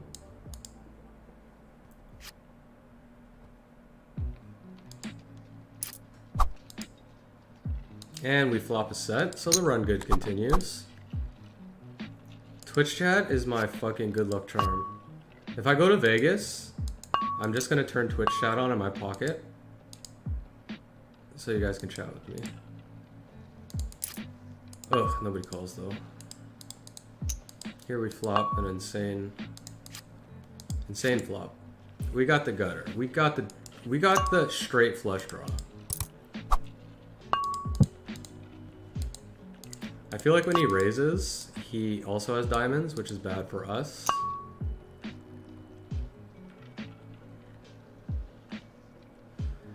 We're not gonna be a fish. We're gonna let it go because as beautiful as that is, our equity is very bad on the turn. It's maybe 30%. It could even be nothing if he has ace-high diamonds. Or virtually nothing.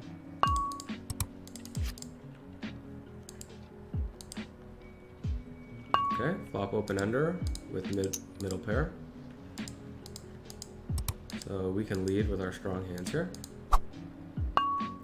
Now, it's unlikely that he has a straight draw because I'm blocking basically all the 8 combinations. So that's gonna leave him with flush draws and over straight draws like 10 jack.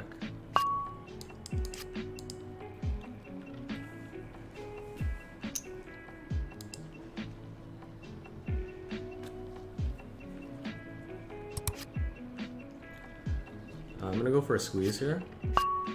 Actually, no, I'm not. I'm just going to take pot odds. Dang it. We missed, boys. 2, 6, 7, yeah.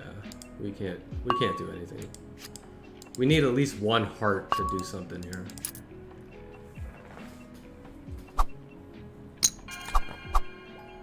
Ace King. See, what we can do in the last hand is fold it and wait for this hand. That's the play. That's the strategy of the last hand.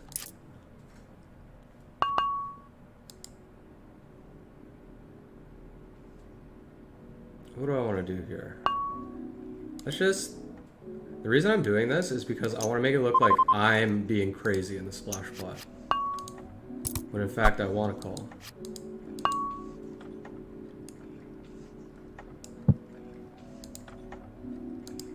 It's a splash pot. He crazy, man. He crazy. Do you have to call? You have ace jack to call. Oh man. I'm experimenting with that strategy. Can we have like splash pot strategy? Because I know people already know that you play more crazy in a splash pot. So maybe I'm just one of those crazy guys tilting and I'm sticking it in with like king 6 suited. That's how I wanted it to look, but it looks like I failed. Maybe my image isn't conducive. I'm gonna check raise here because he probably has fuck all.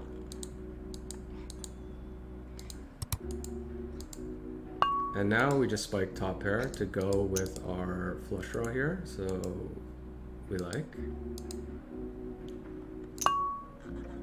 What?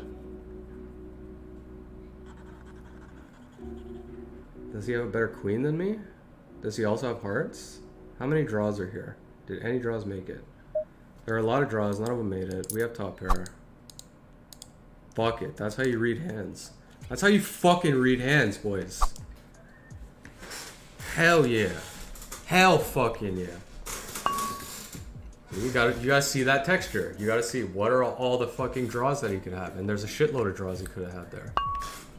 You're trying to isolate the fish. That's my fish to isolate. Thank you very much.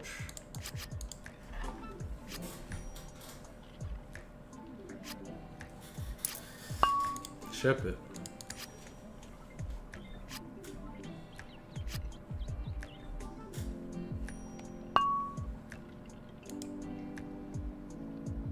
Five, 6, loose in the button. Just tighten up a little bit. I'm feeling a little too loose at the moment.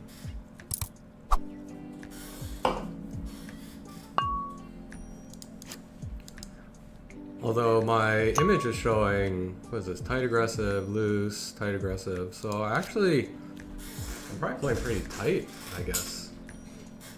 So many times I think that I'm playing tight and it says loose aggressive. So if it's showing tight, I'm probably actually am playing pretty tight. Which is good. Nothing wrong with playing tight. And it's very solid at these stakes. The worse the players, I feel like the tighter you want to be. And you can just straight smash them mathematically with stronger ranges. Like that's pretty much all you need.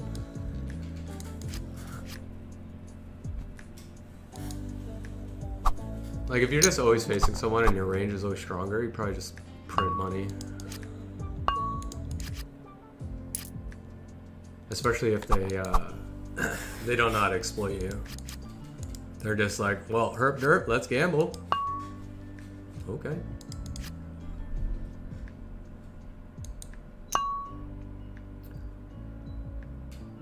King 10. Let's just fold the Reno.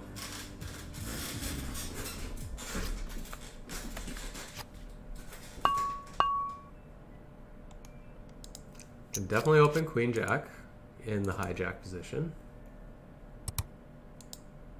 You get one call from a loose player in the small blind. So what is his range? He's got all the middling pocket pairs, like any pocket pair under like 9s. This squeeze is pretty standard for a good player. I would much prefer to have an ace or a king in my hand, even if it's not ace king, to put in a 4-bet for the blocker effects, but because I don't have either of them, I'm not going to make a play there. I don't remove enough strong hands from his range with Queen Jack. It's much better to 4-bet bluff there when you at least have one blocker. Oh shit, who just followed? I saw the follow, but I missed the name. I'm gonna go to this thing. Mazavardi. I don't know. Thank you for following. Welcome. Appreciate you, buddy. Here we got the gutter and the overpair. It's likely to be the best hand. You can expect a call from ace high, any 5, any spade. It's a little less likely that he has a jack. I'm not really too scared of it. So we want to bet small to keep ace highs in. This could have been smaller. It's a little bit too big. I misplayed. My mistake on that hand was bet sizing.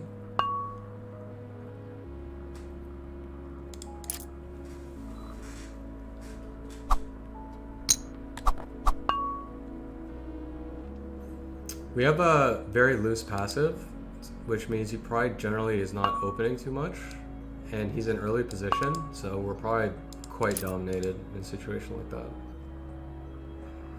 Here we have a loose aggressive. What's tough about stealing from them is they just fucking 3-bet you with anything, and you always have to fold. So I pretty much want value hands or my polarized hands that I've already pre-selected based on what hits boards to 4-bet there. So I'm basically not gonna steal from him unless I'm willing to 4-bet him. When it's loose aggressive. Now when it's tight aggressive, the opposite is true. You don't polarize your range. You just widen it, which is very different. I think that's full.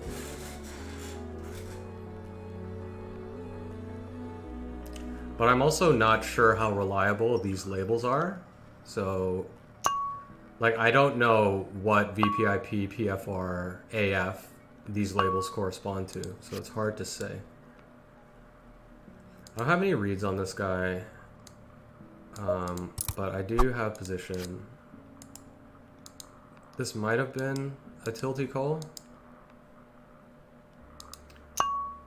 This is better for the caller's range, and he should know that. Even though, like, I did flop a reasonable flop here. 2 overs and gutter. So he probably has a large pocket pair. Since I have the queens and jacks, He might even have aces or kings here.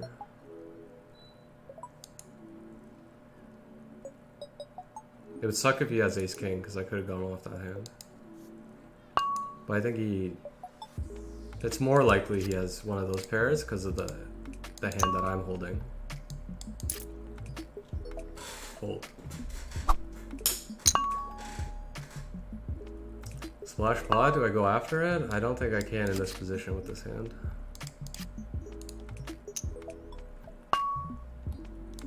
If he picks up this pot for 4 big blinds, that's very good. I think the big blind can call basically any 2 in this situation.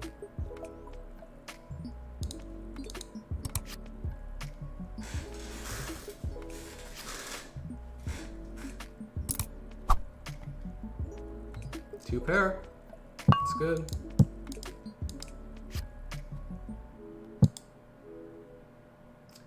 We can assume that he's going to c-bet that ace, so we're going to wait for a c-bet. Fuck's sake. We just fucked ourselves, boys.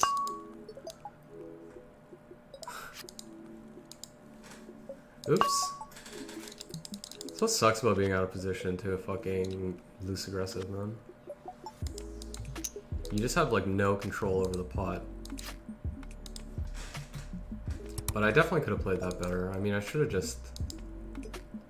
I don't know.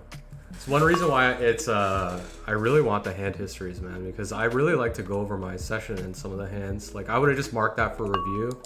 I talked about it with some friends, probably bring it up on stream. But there's no way to save the hand histories, so I can't do it.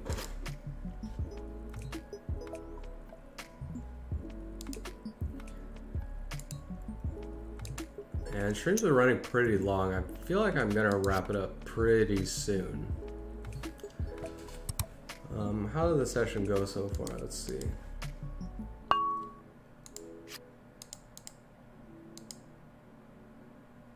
We're at 14:15, so a little bit down from the last break. Not bad at all. So overall, we're up almost 6 buy-ins. We're up 5 and a bit, which is a beautiful session. Definitely nothing to complain about there. Session went a lot slower after the break, but you can't control the way the cards come out, so just is how it is. And actually that leads to kind of interesting point as I wrap this up. If you make goals in poker, like I want to make $1,000 a month, or you know, something like that, you're gonna fail because you don't actually have all that much control over it. The only control and reasonable goals you can set have to be very long term. So, and they should be in terms of amounts of hands played. So you can say, I want to play 20,000 hands this month, and hopefully the EV runs the way it runs, but you don't know if you're gonna really be up or down. Hopefully, I would say for the most part, if you're playing well and not tilting, like after you play 40 or 50,000 hands, your edge should show. Not always, and you could definitely run bad over that sample, but I think that's more rare. The most likely thing is if you're playing well and you played 50,000 hands, you'll be up. And I think that's just the goal, is how many hands can you play. That 4 clubs is fucking bullshit, bro. Now if we bet, we're actually just repping bluffs, which is stupid. Our hand's way too strong to turn into a bluff. Do we have a straight? No, we have fucking mid-pair. We just have a bluff catcher here. How likely is it for him to have called with a hand that contains an 8 or a 3? Unlikely. Booyah! Reading hands. For me, this is what makes poker fun, man. It's not, I don't even really do it for the money. Just so happens we're doing Bankroll Challenge, and yeah, we want to make money, but if there wasn't like, okay, let me read, let me think about this hand. What are all the hands? Like, just thinking about that is like jerking off my brain. Feels good. Okay, I'm going to leave all tables next big blind. wrap up this stream. Three and a half hours, man. That's really big for me. And this, we're approaching the amount of time where I'm going to start playing bad because I'm just going to be too tired, or, you know, just brain is a little bit too fried. And I need to do other things. I need to like get some work done, and I need to take care of my dog, take him for a walk, that kind of thing. So we're gonna wrap it up. If there's anyone on here who has not hit that follow button, but you've been chilling, yo, why don't you just follow? Because then we could chill some more, my dude. I'm not scared of that 6, and I think if he has an ace, it doesn't scare him either, so we can get value. But he's scared.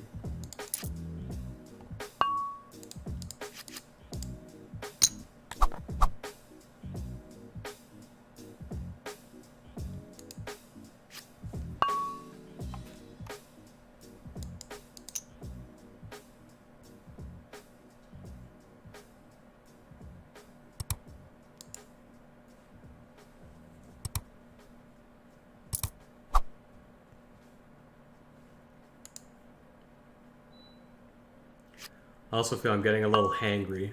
I probably should eat a little bit while I'm on break. Like just have like a handful of peanuts or like a power bar or something. I haven't crunched the numbers, but I'm pretty sure if I'm hungry, I'll play worse.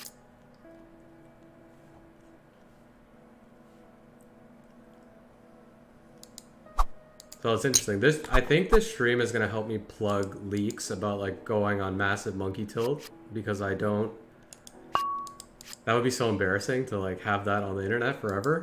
So it's helping with that, but on the other hand, it's worse because trying to split my attention between like interacting with chat is making me autopilot my poker hands, which is gonna reduce my win rate. But in terms of overall life EV, it's really fun to interact with you guys on Twitch chat. I'm really enjoying it. And I also really appreciate everybody who follows and everybody who interacts on chat. It's really, really fun for me, guys. Like it's more fun than just playing poker. So thank you to everyone who does that. And I hope you come back, because I'm having a lot of fun doing this.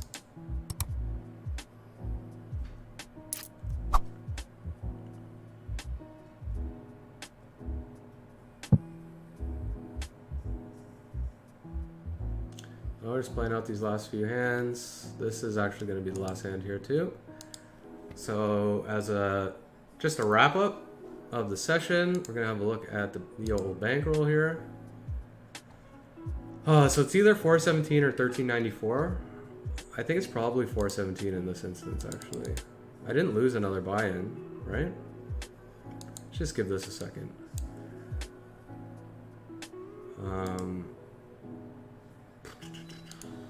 Maybe it is 1394.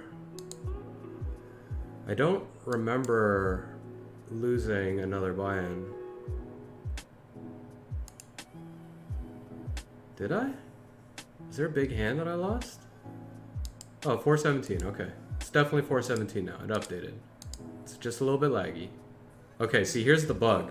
It updates, but then it doesn't remove this, so now this says 1439. But this number is wrong. For sure it's 417. This is the correct number. So let's update these numbers. 1417.07.